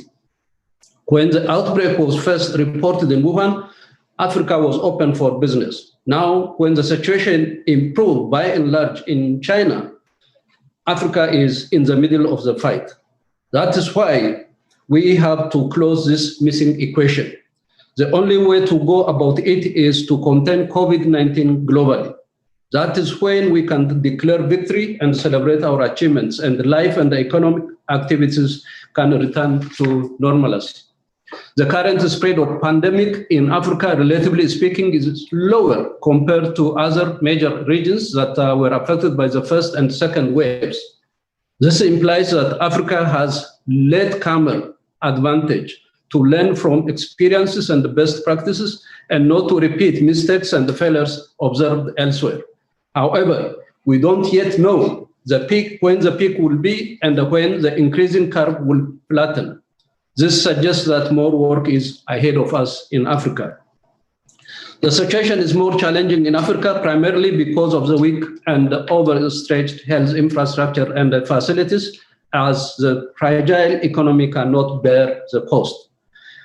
Measures like stay at home means that millions who earn their daily bread from daily labor need support and must be provided for by the governments. If both staying at home and going out have risks, then it is logical to promote two-pronged approach, prevention and protection, and also continue economic activity with care. That is what Ethiopia is trying to do, as full shutdown is simply unattainable. These are not easy choices to make. It is choosing the lesser evil. Excellencies, ladies and gentlemen, the solidarity and the partnership between China and Africa and our individual countries stood the test of the pandemic, and it is even growing stronger. China and Africa need each other. China has made significant investment in Africa and have no choice than to continue to assist the enterprises to reopen and revitalize their activities. The public and the private sectors should remain engaged and continue consultation and preparation for immediate post-COVID-19 resumptions of business.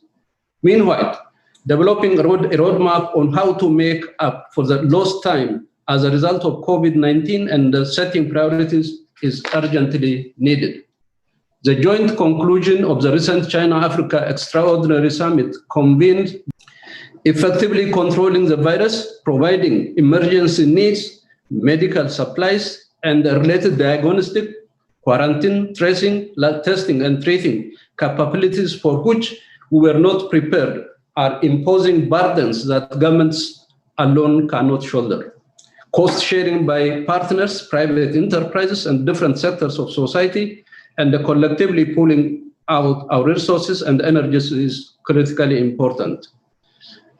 May I take this opportunity to thank the government and people of China, Jack Ma Foundation, and many Chinese enterprises, including CABC, and of course, the Huajian Group, which has donated 3 times to support the efforts that Ethiopia is making to contain COVID-19.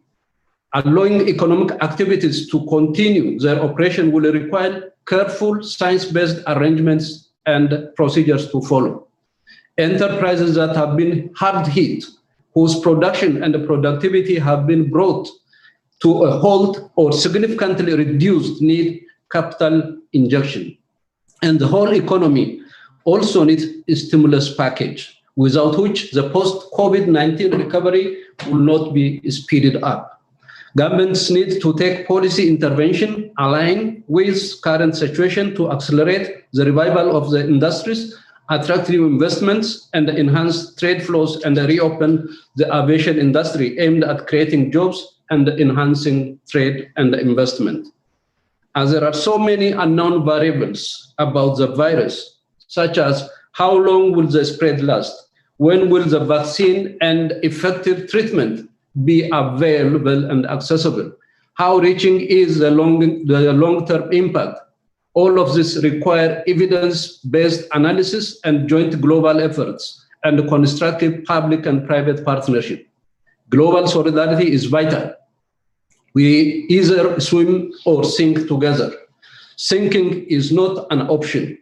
With strong political will, commitment, and determination and solidarity and support, I believe China and Africa have the capability to put this behind us. Africa and China can come out stronger, more educated, and experienced by using creative and innovative methods. As we agreed in the Sustainable Development Goals, no one should be left behind. We should rally around unity of purpose. We are all together in this. And may I take this opportunity that China and Ethiopia are celebrating the golden jubilee of the establishment of their diplomatic relationship this year.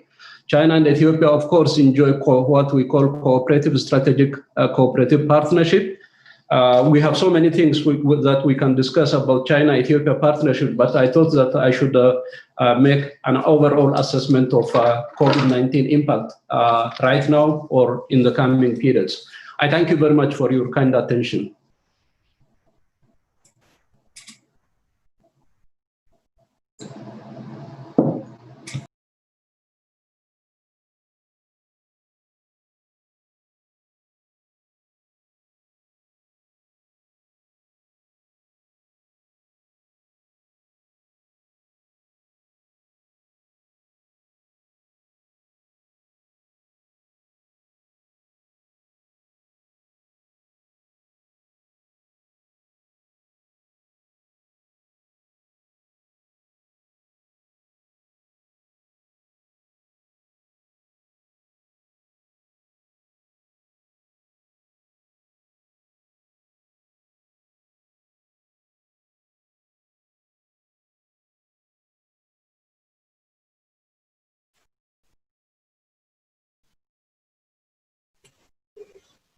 Thank you so much.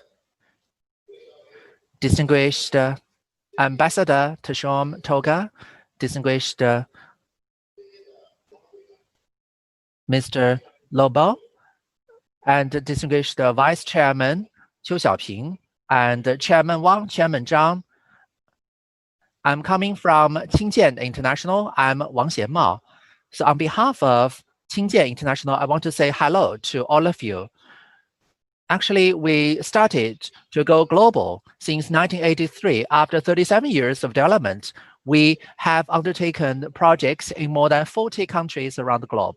Even amidst this serious pandemic, in African country, our people are still staying on the front line in 14 countries in Africa, working with them side by side to combat the pandemic. We strongly believe that by standing together with them, we will be able to overcome this pandemic. The pandemic will be over soon. And after that, everything will come back to normal. We should stand by side and combat the pandemic together. Qingjian International is one of the leading institutions implementing the engineering, construction, and the development efforts under CABC. So I want to take this opportunity to share with you my views as an engineering construction company, what we need to do in the post-pandemic period. All these are just my personal ideas. I would invite your questions, comments, and suggestions. Currently, the global pandemic continues to spread. Oil and other commodities have their prices slumping. The world economy is under downside risks. There are more uncertainties and destabilizing factors. For many years, international engineering industry has been growing at an outstanding speed. And we're entering a transition period to go to a quality and sustainability-driven development model. But now we are facing this unprecedented challenge. In the post-pandemic period, what should engineering companies do? What can we do? I think there are There are three key issues. The first key issue is to live and survive. I'm not making an exaggeration here. I think every entrepreneur and every company strongly feels this. We have to survive. First of all, we need to make sure that our people, our employees, especially overseas employees or our own employees dispatched overseas, will remain safe and healthy. People is the most critical wealth of asset of a company. If we have people, our business can continue. Our management work need to be focusing on the physiological and the mental health of our employees, comfort them, and provide basic guarantees of their work. Of course, they include our own people dispatched overseas and our local employees in our host countries. They are the sources of our future development. When we keep our people safe and healthy, we will have a greater development in the future. Secondly, we need to guarantee the implementation and continuity of our project. Just now, His Excellency Ambassador talked about this, that in African countries, some companies are resuming production. So basically, we need to continue our business.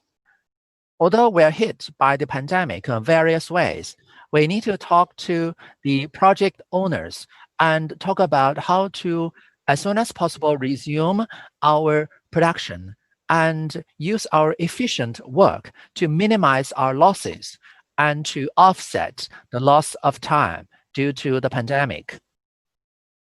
And also, in this unique context, we need to keep our cash flow, keep a good cash flow. We need to enhance our internal management. We need to be more effective in communication, better control our costs. stop loss if necessary, collect receivables. So just as you have mentioned, all these are very important key issues to tackle.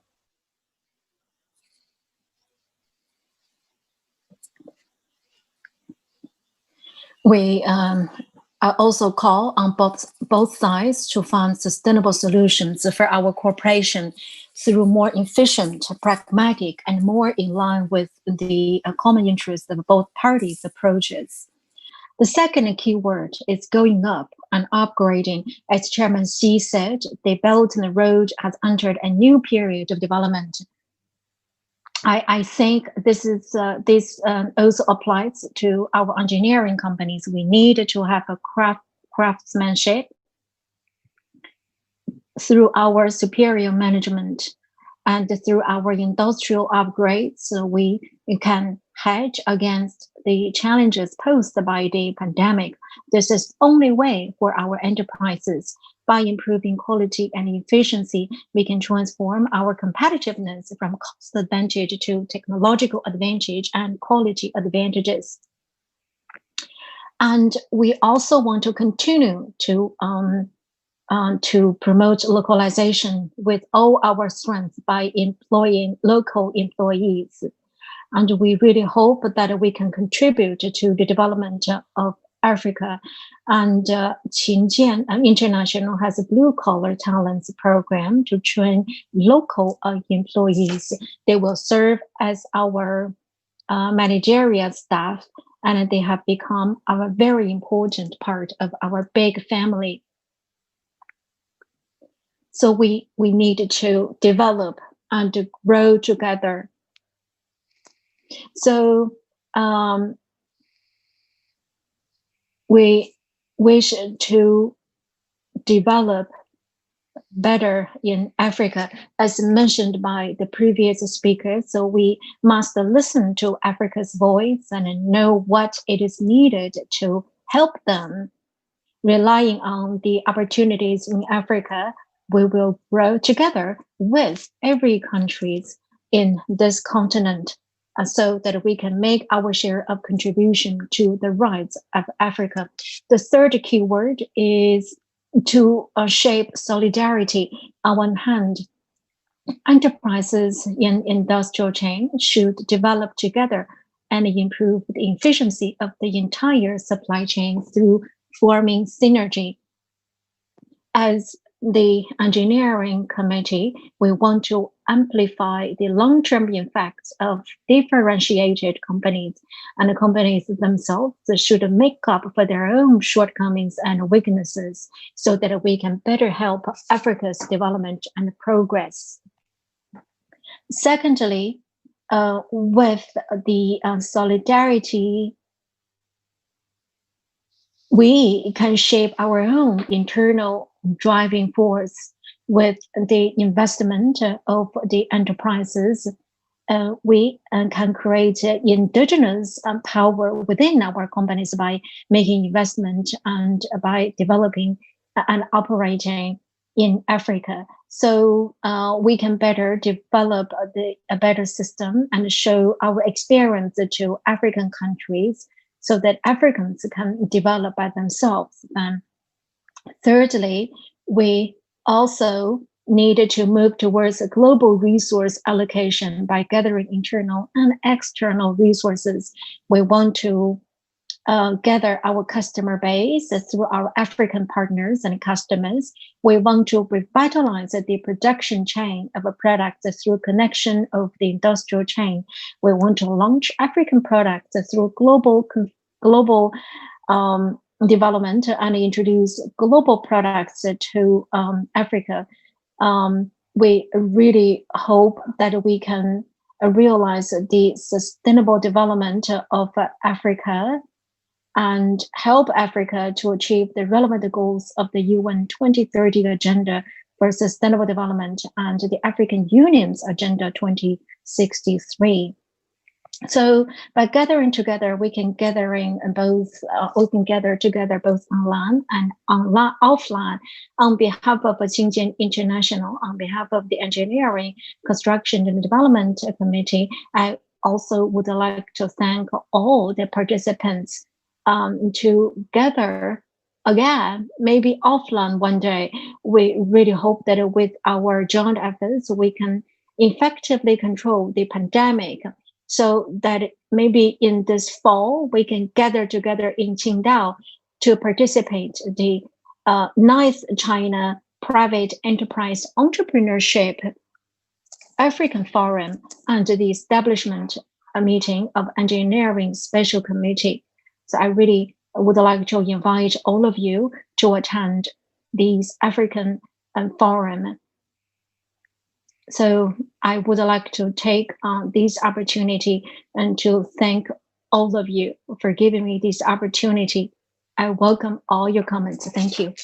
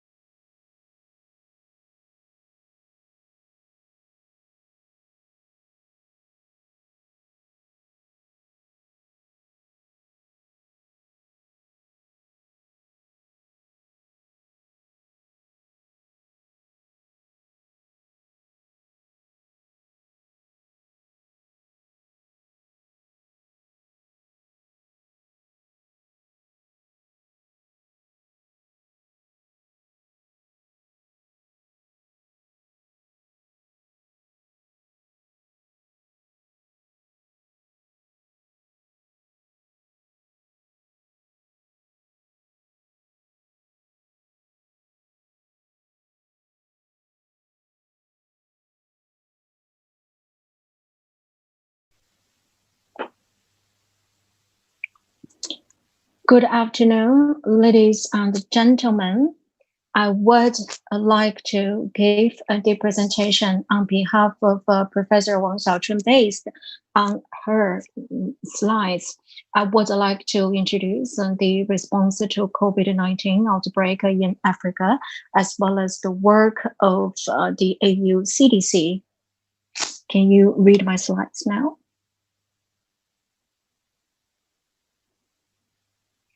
Now I'm going to get started. So this is a slide about a global epidemiological situation. As of 29th June 2020, we have more than 10 million confirmed cases and 500,000 deaths.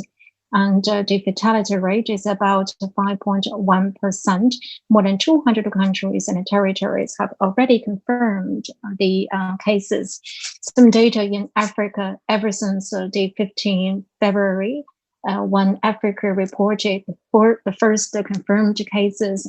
By the end of 29th June 2020, there are altogether more than 380,000 confirmed cases, 9,691 deaths, and the CFR rate is about 2.53. It is about half of the global fatality rate. The recovery rate is 48%, and more than 183 patients have already recovered. The South Africa, Egypt, Nigeria, Ghana, and Algeria, these 5 countries have the biggest reported number of confirmed cases. Their confirmed cases accounted for 67% of the total confirmed cases in Africa. So this slide shows the percentage increase from June 19th to 25th.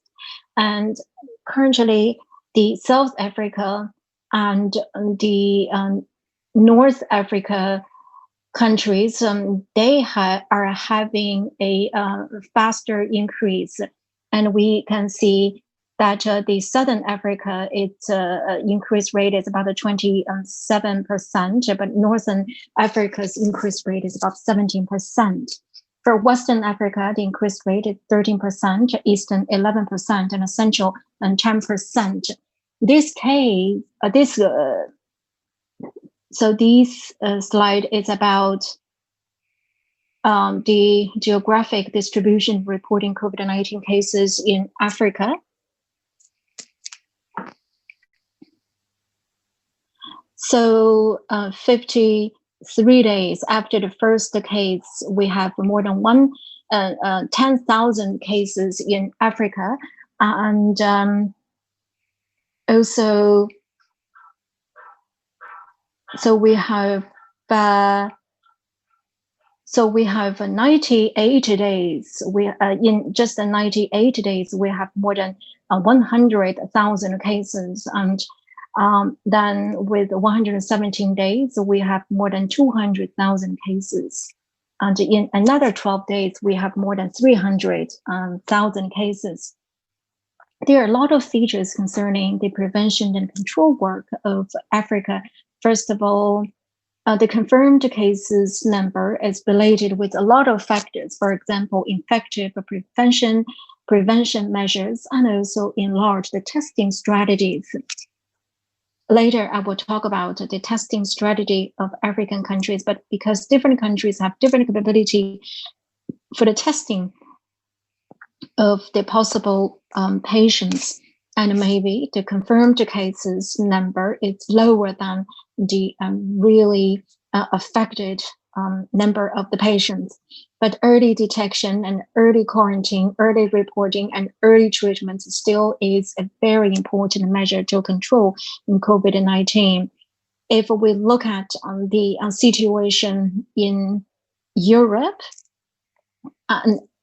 as more and more African countries in Africa are suffering from these epidemic.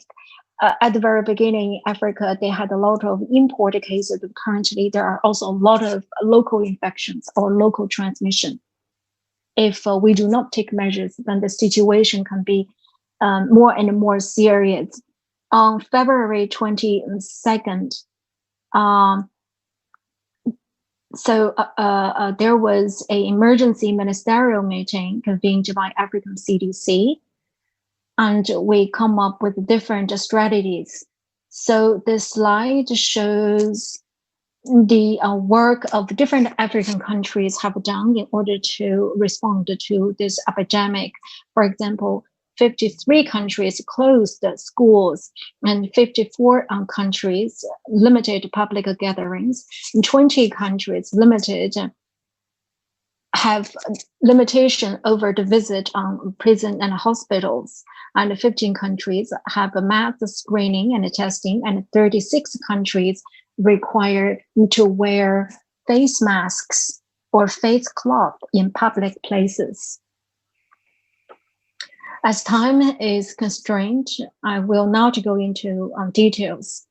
Now, this slide is about the testing situation in different African countries from February 15 to June 26.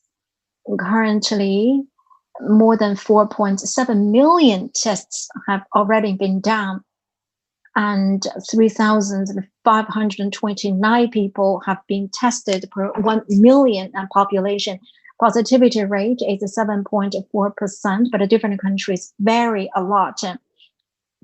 And for some countries, if for 1 million population, the tested population is 63, and for other countries, the higher number can be 130 to 100. So African Union's CDC has some target as to the control of this epidemic. And that is, we should conduct 1 million tests in 1 month and 10 million tests in 4 months. At the same time, the AU CDC will establish African-wide pooled procurement and deploy 1 million community health workers so that we can do better prevention work and control work, and to try to reopen the local economies. And currently, the COVID-19 is still a very severe challenge in Africa. First of all, the affected number of countries and the confirmed cases are increasing dramatically. So in about 2 months, the number of the confirmed cases increased from 10,000 to 100,000. But in less than 2 months, the confirmed cases increased from 10,000 to 100,000, and 54 countries have the reported cases. And the transmission is developing from imported cases to the local community transmission, according to the AU CDC's work. About 30 countries are in the third stage, that is a fast transmission of this virus.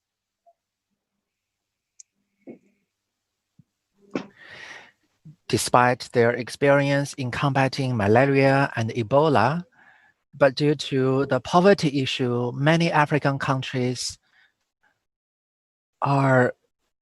cannot have the strictest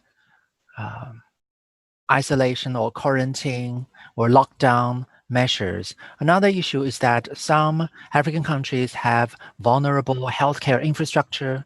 They simply do not have enough resources and medical care or even medical staff to provide treatment and care services. So all these are strong challenges.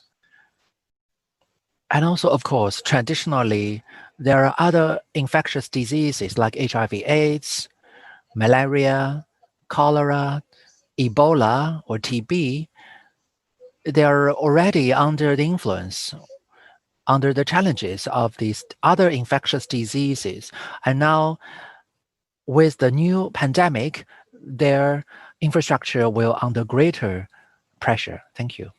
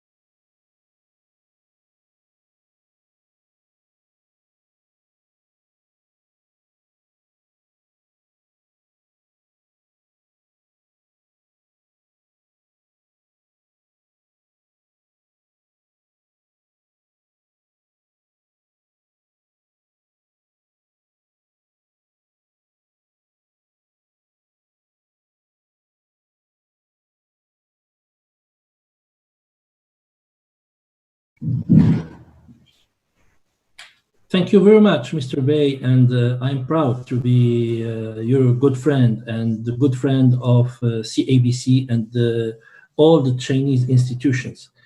Please allow me just to give you some practical projects on which we are working as WinvestNet. WinvestNet is, as you know, World Investment Network, is an investment and trade platform based in Hong Kong and in Casablanca in Morocco. And we are focusing on business relations between China and Africa. In fact, I would like to share with you some projects that we have initiated and that we are initiating to promote this relation. First of all, I would like to talk about the Africa Investment Marketplace. You know that we have created a marketplace called Africa Investment Marketplace that gathers more than 850 infrastructure projects, African infrastructure projects from across African countries. And this marketplace, we are promoting these projects through several meetings, like Africa investment meetings, roadshows, that we had already in China in 2018 and 2019. And also this year, we are planning to have another edition after the opening of the borders from our side. This Africa Investment Marketplace give access to all African, to all Chinese investors. It gives them access to all the African projects, and directly they can communicate with the governments and to invest and collaborate with the local administration in order to finalize their investments. So this is the first project that we have been launching. In addition to that, there is another project specific to Morocco that we call the Morocco Trade Center. We have created a Morocco Trade Center in EU City in China. So this is a permanent showroom that we have launched lately, and it represents all the Moroccan products that can be exported into China. Also, this Morocco Trade Center will also present all the investment opportunities in Morocco, and it's, as I said, a permanent showroom. And by October, next October 2020, we are launching the Morocco Export Week to promote all the Morocco products. And we are aiming also, as we are acting in whole Africa, to promote the same project, but for African products. So we can have a permanent showroom that will represent all the business opportunities from Africa to China. That now I know the China strategy based on imported products. China gradually opened a huge market to African exporters, and this is a very good initiative from China. And there is, as you know, the Shanghai imported product exhibition that is held by November.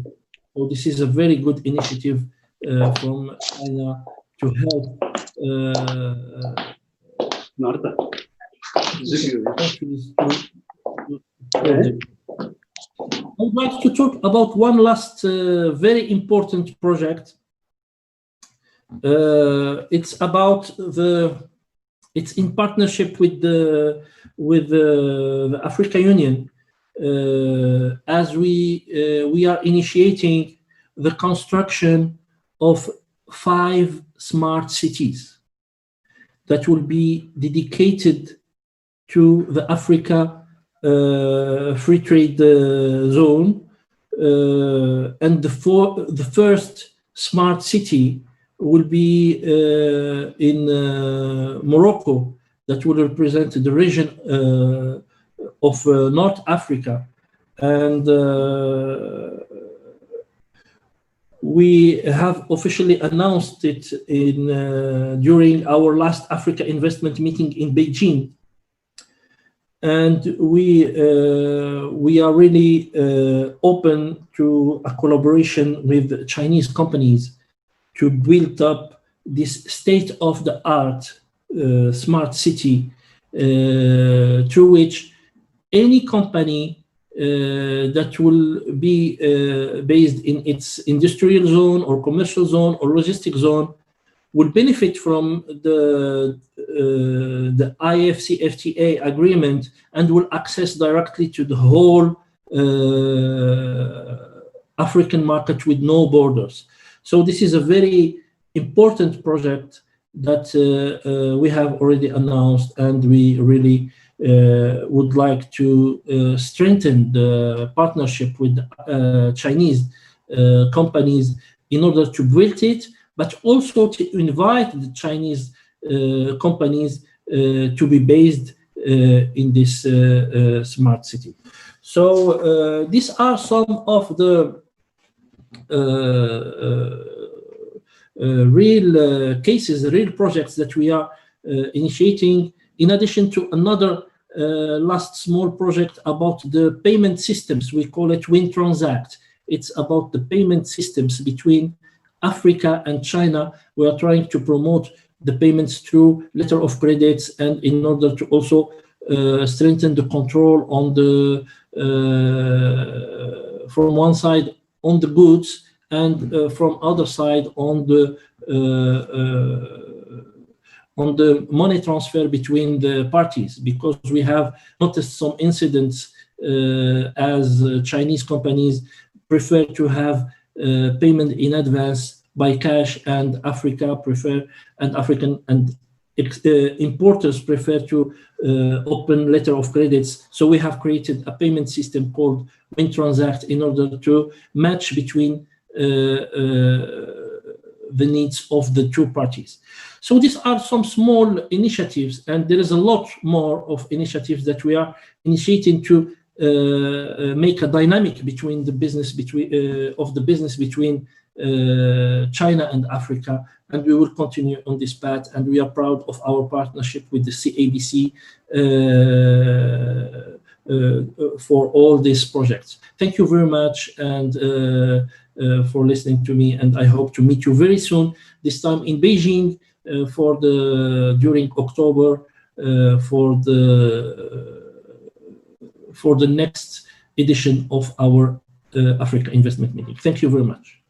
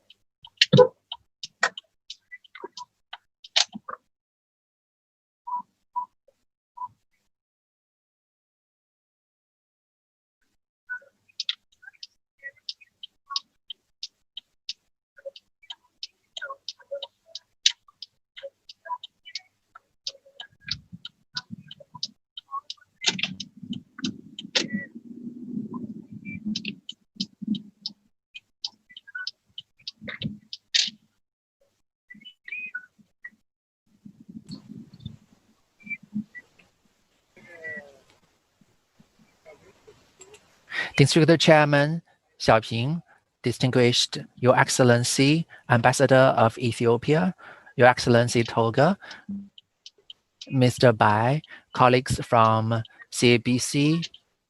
Today, I feel that this is a very good meeting. I try to be brief. Today, we discussed two issues. One is industrial development, one is pandemic. The pandemic is really a serious situation. So from Huajian Group point of view, we have established a presence in Africa.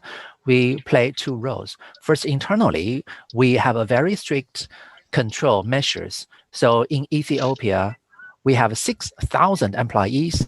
They're on absence. We actually pay their basic wages every month. We pay them 5.5 bill or 6 million bill to all these employees. I know our customers, they have canceled their orders, but we kept paying the basic wages to our 6,000 employees. Although they're not working, they're on absence leave. They're on leave now. Another thing is that as a member of ACFIC and CABC, we are the vice president member of CABC. For many years, we are among the most successful investors in Ethiopia. We contribute a great deal to the development to Ethiopia and some other 8 countries in Africa. We donated $1 million respectively to these 8 countries in Africa to help them combat the pandemic. For Ethiopia and for Africa, I think this is an age of quality-driven, innovation-driven development.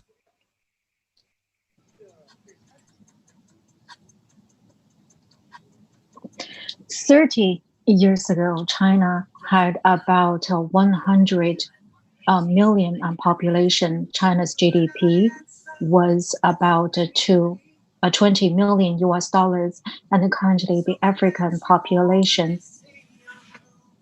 is about 100 million, and also the GDP was very similar to what we had in the past. And so a lot of we think a lot of the industries are being shifted to BRI countries and African countries. In 1999, China's per capita output was about 30 million. In the past, China's per capita output is about 300 US dollars, but now the African countries per capita output was 500 US dollars. So what African is now is very similar to what we had in the past.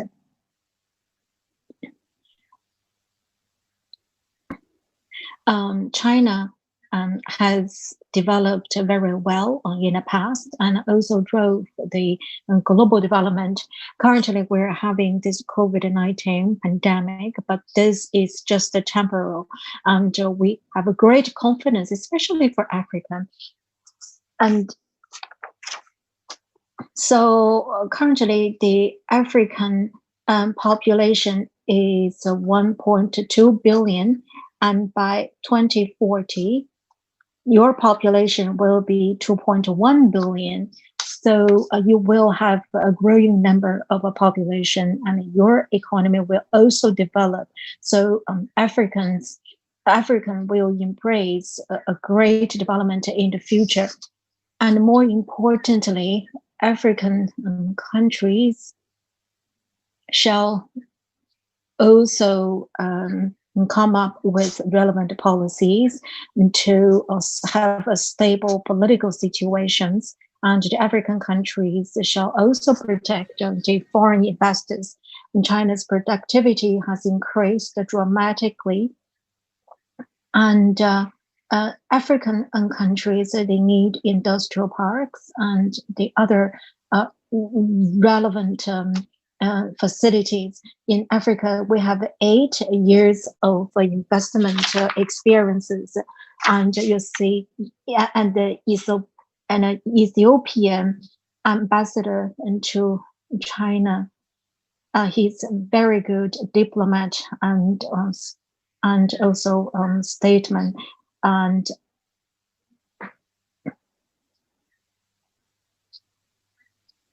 I think we can join hands to further develop the economy of both China and Africa. All China Federation of Industry and Commerce is the biggest official federation, and Mr. Chiu is also here. And I believe that ACFIC can play a very, very important role. I think this COVID-19 pandemic is only temporary, and we shall seek more sustainable development in the future. And China can invest more in African countries, but African shall have stable economic development situation, political situation, etc. A lot of things can be further discussed between our two sides. For example, in Africa, China can, together with some African countries, can establish China-African special development zone.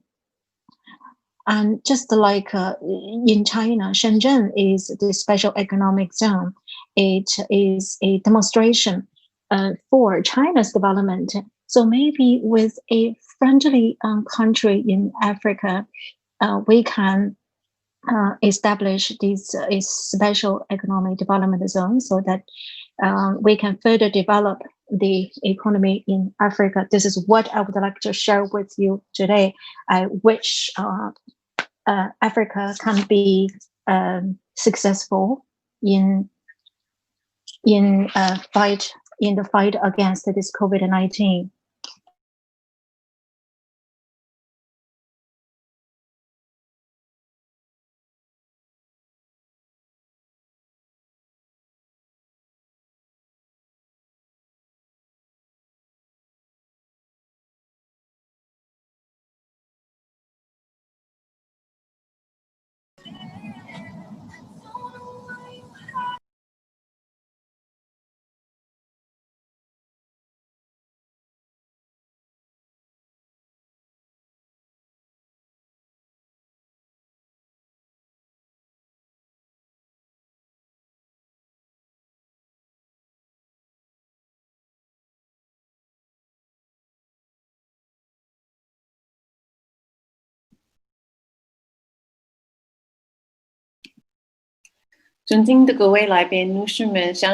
Distinguished guests, ladies and gentlemen, good afternoon. Distinguished Excellencies, guests, ladies.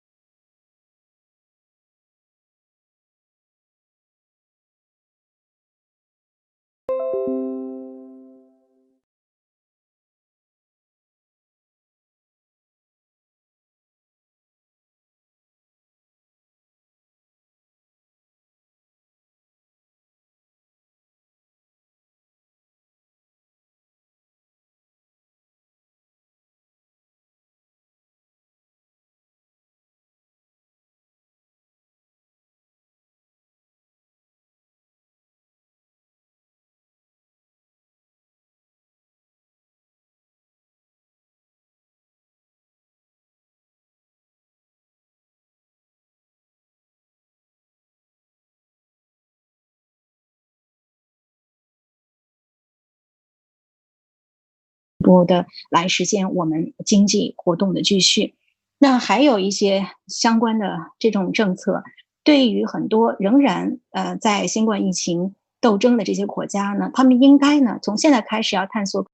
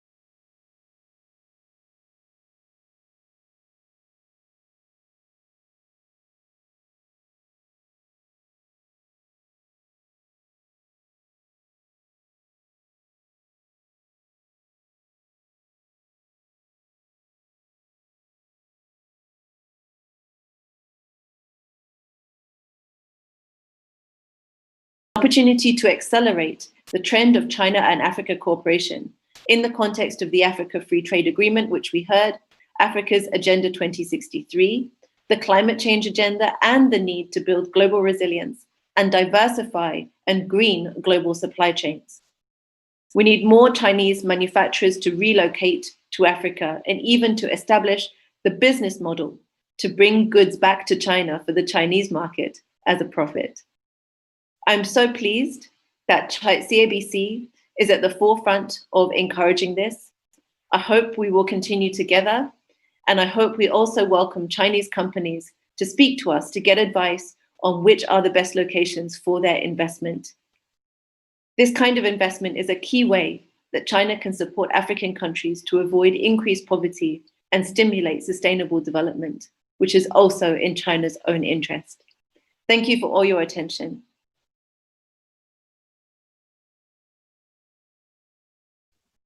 Thank you, Ms. Hannah. I wish you all the best in Malaysia and hope to get together in Beijing as soon as possible. So, lastly, Mr. Huang Zhenyi, a senior partner of the ENS law firm in South Africa, we invite to introduce the legal trends in Africa, please.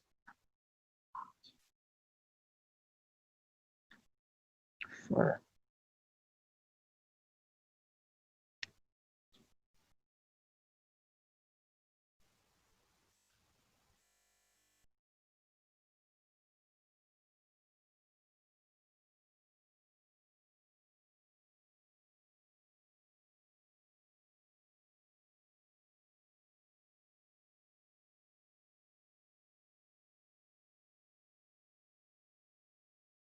影响下，非洲南部以及东部国家里的重大发展。因为时间限制，如有任何问题，可在会议后联系我。我的联系方式会在最后面出现。让我对我理解做基本介绍。For more details. ENS Africa 是非洲最大的独立律所。ENS Africa is the largest 多位的律师同事， independent law firm in Africa, 和不同地区的法 and we have 律所在非洲有100多年的历史。 lawyers 律师们拥有不同地区的法律专 They 业。 have the ENS Africa basically a lot of experience in the various fields in Africa. 与非洲法律、文化以及商业理念 We 接轨， want to provide 带来 the laws and commercial consulting services to our clients so we can minimize the legal risks. And we have many Chinese-speaking lawyers. 对，中之一。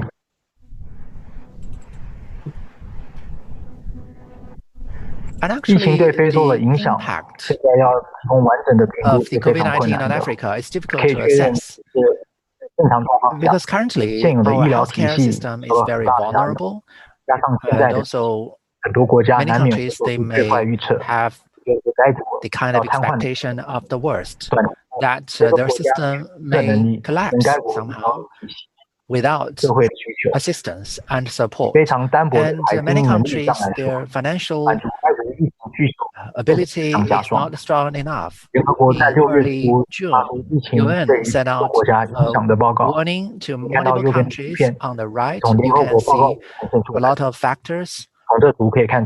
22 African countries are providing legal support and financial support to SMEs. And also 20 African countries are providing social program support. And 18 are providing income support. You can see that the African countries, although they have different policies and legal systems, but they are working really hard to help and assist the businesses. And also, South Africa and Kenya, they have a huge impact on the future of Africa. And also, Namibia, Botswana, and Zimbabwe, 90% of their laws and regulations are very similar to South Africa. And actually, when South Africa started its taxation amendment, it has a huge impact on other countries because they are following suit. So during the pandemic, Africa actually has different levels of taxation, like a fully open as if the pandemic is not on yet, or with the strictest quarantine measures. And in March, it started with the strictest control, and now it's downgraded to the intermediate level of control. And for example, they had a reopening of international flights, and now they are providing more international flights. And also, currently, they are thinking about whether they want to further limit or to release the control over international flights. And also, the Supreme Court of South Africa had a lot of impact on the policy. It has made a few judgment decisions, and these are controversial. But in any case, the latest Supreme Court judgment had a huge impact on the policy of South Africa. According to this new decision, currently, you cannot buy or sell alcohol or tobacco in South Africa. So in Q2, the taxes levied against the sales of alcohol, liquor, and tobacco dropped by a large margin. And also previously, South Africa wanted to use its infrastructure projects to pull on the investment, to prioritize economic growth. But currently, due to the pandemic, it is impossible to do that. And also, it has a limited law enforcement ability to protect human rights. This is a huge challenge to South Africa. You simply don't have enough people, and the confirmed cases are increasing. And also, there are some violence committed by the military, which create a backlash in society. So that's an issue too. Fewer cases are being investigated and handled because they don't have enough legal personnel. And also, they have legal assistance and financial assistance to SMEs. Basically targeting certain races and certain companies at or above BEE rating. As long as you meet at least the BEE rating, then you can get the financial support. But the opposition party wants to have a special financial support for the African local ethnic groups. And basically, this is a controversial issue. The law does not provide for that. And we have to wait until the final decision by the Supreme Court to decide whether we can provide the race-specific allowances and financial assistance. I know time is not limited. I simply don't have time to go through the new rules in Uganda. But allow me to talk about the situation in Kenya.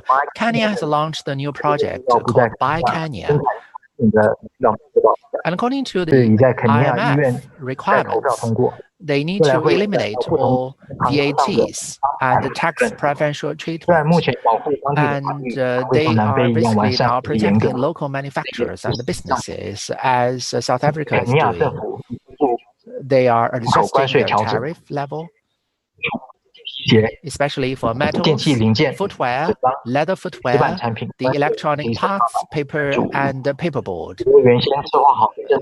Actually, they are increasing the tariff to 35%. It is also in the budget year 2020 and 2021. They're going to enact new supportive laws to underpin this new change. And also they want to streamline the business activities. First, regarding the electronic trading and the registration system for land sales. Previously, you could not finish the trade over a piece of land within a month. Currently, you can finish it within a week. And also, they have an electronic signature system, which can affirm electronic signature. For example, they are changing the laws for financing, for leasing, and for collateralized lending. Electronic signature can now function as the authentic signature. So for Chinese investor, it is good because you don't need to be there in person. But it can speed up the transaction process. And also, the Kenya corporate law is being amended, basically to help the companies to function more effectively in the post-pandemic period, and also to have a stronger privacy protection law. And for the future of Kenya, they will streamline their processes and modernize the procedure. And also, I will talk about Uganda's telecommunication new rules. The new telecommunication rule was enacted in November last year, but only gained attention lately. Apart from its capital Kampala, all the carriers are not very effective, well developed. And basically, outside of the capital city, it's difficult to make a connection online. And in order to meet the increasing needs outside of the capital city, Uganda is trying to use a new piece of law to encourage more carriers. In Uganda, all telco companies, carriers, or the infrastructure developers, or the equipment vendors need to hold an operation license. It's a kind of special telco license. And also, the law talks about new frequency spectrum available to new carriers, and also the cross-network fees and the charges. Then all these will either limit or boost the development of the telco companies. And that is something I just want to draw your attention to. Okay, thank you for taking time to be with me. And all these are just my personal idea. Contact me if you have additional needs or questions. I feel so happy to talk to you about the legal system or legal updates in African countries.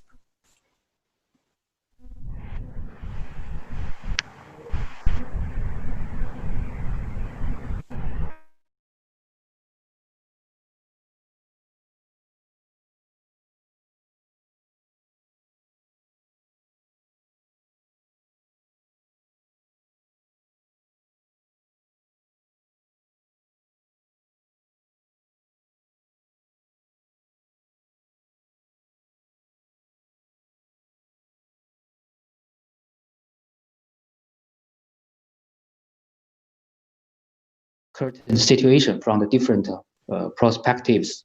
Just as our SG 王小勇。正像王小勇秘书长在会议开始介绍的一样，本次会议呢是为了落实中非团结抗疫特别峰会的倡议，把握中非未来合作的方向，传递中非合作正能量。根据后台统计，今天呢有超过16万人。Meeting. It can be seen that this online meeting has achieved a very good result. Finally, in the words of the chairman Wang Licheng, to end this meeting, we will face a different world, but the different world can still be wonderful. Thank you to the sponsor ACFIC, MDR of the Morocco, and the InvestNet for the great efforts for this meeting. Looking forward to meet you all in Africa. God bless Africa.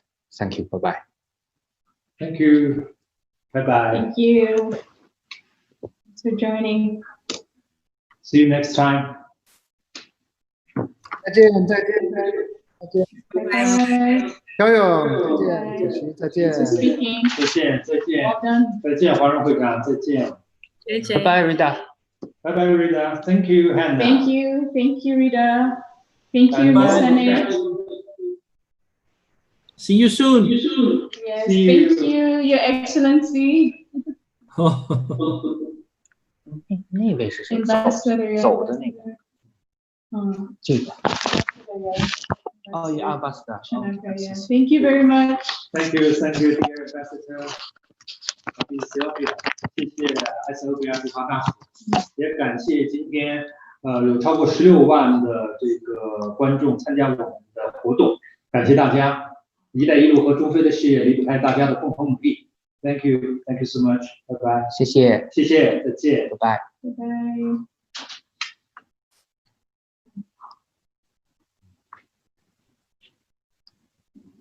小黄关了。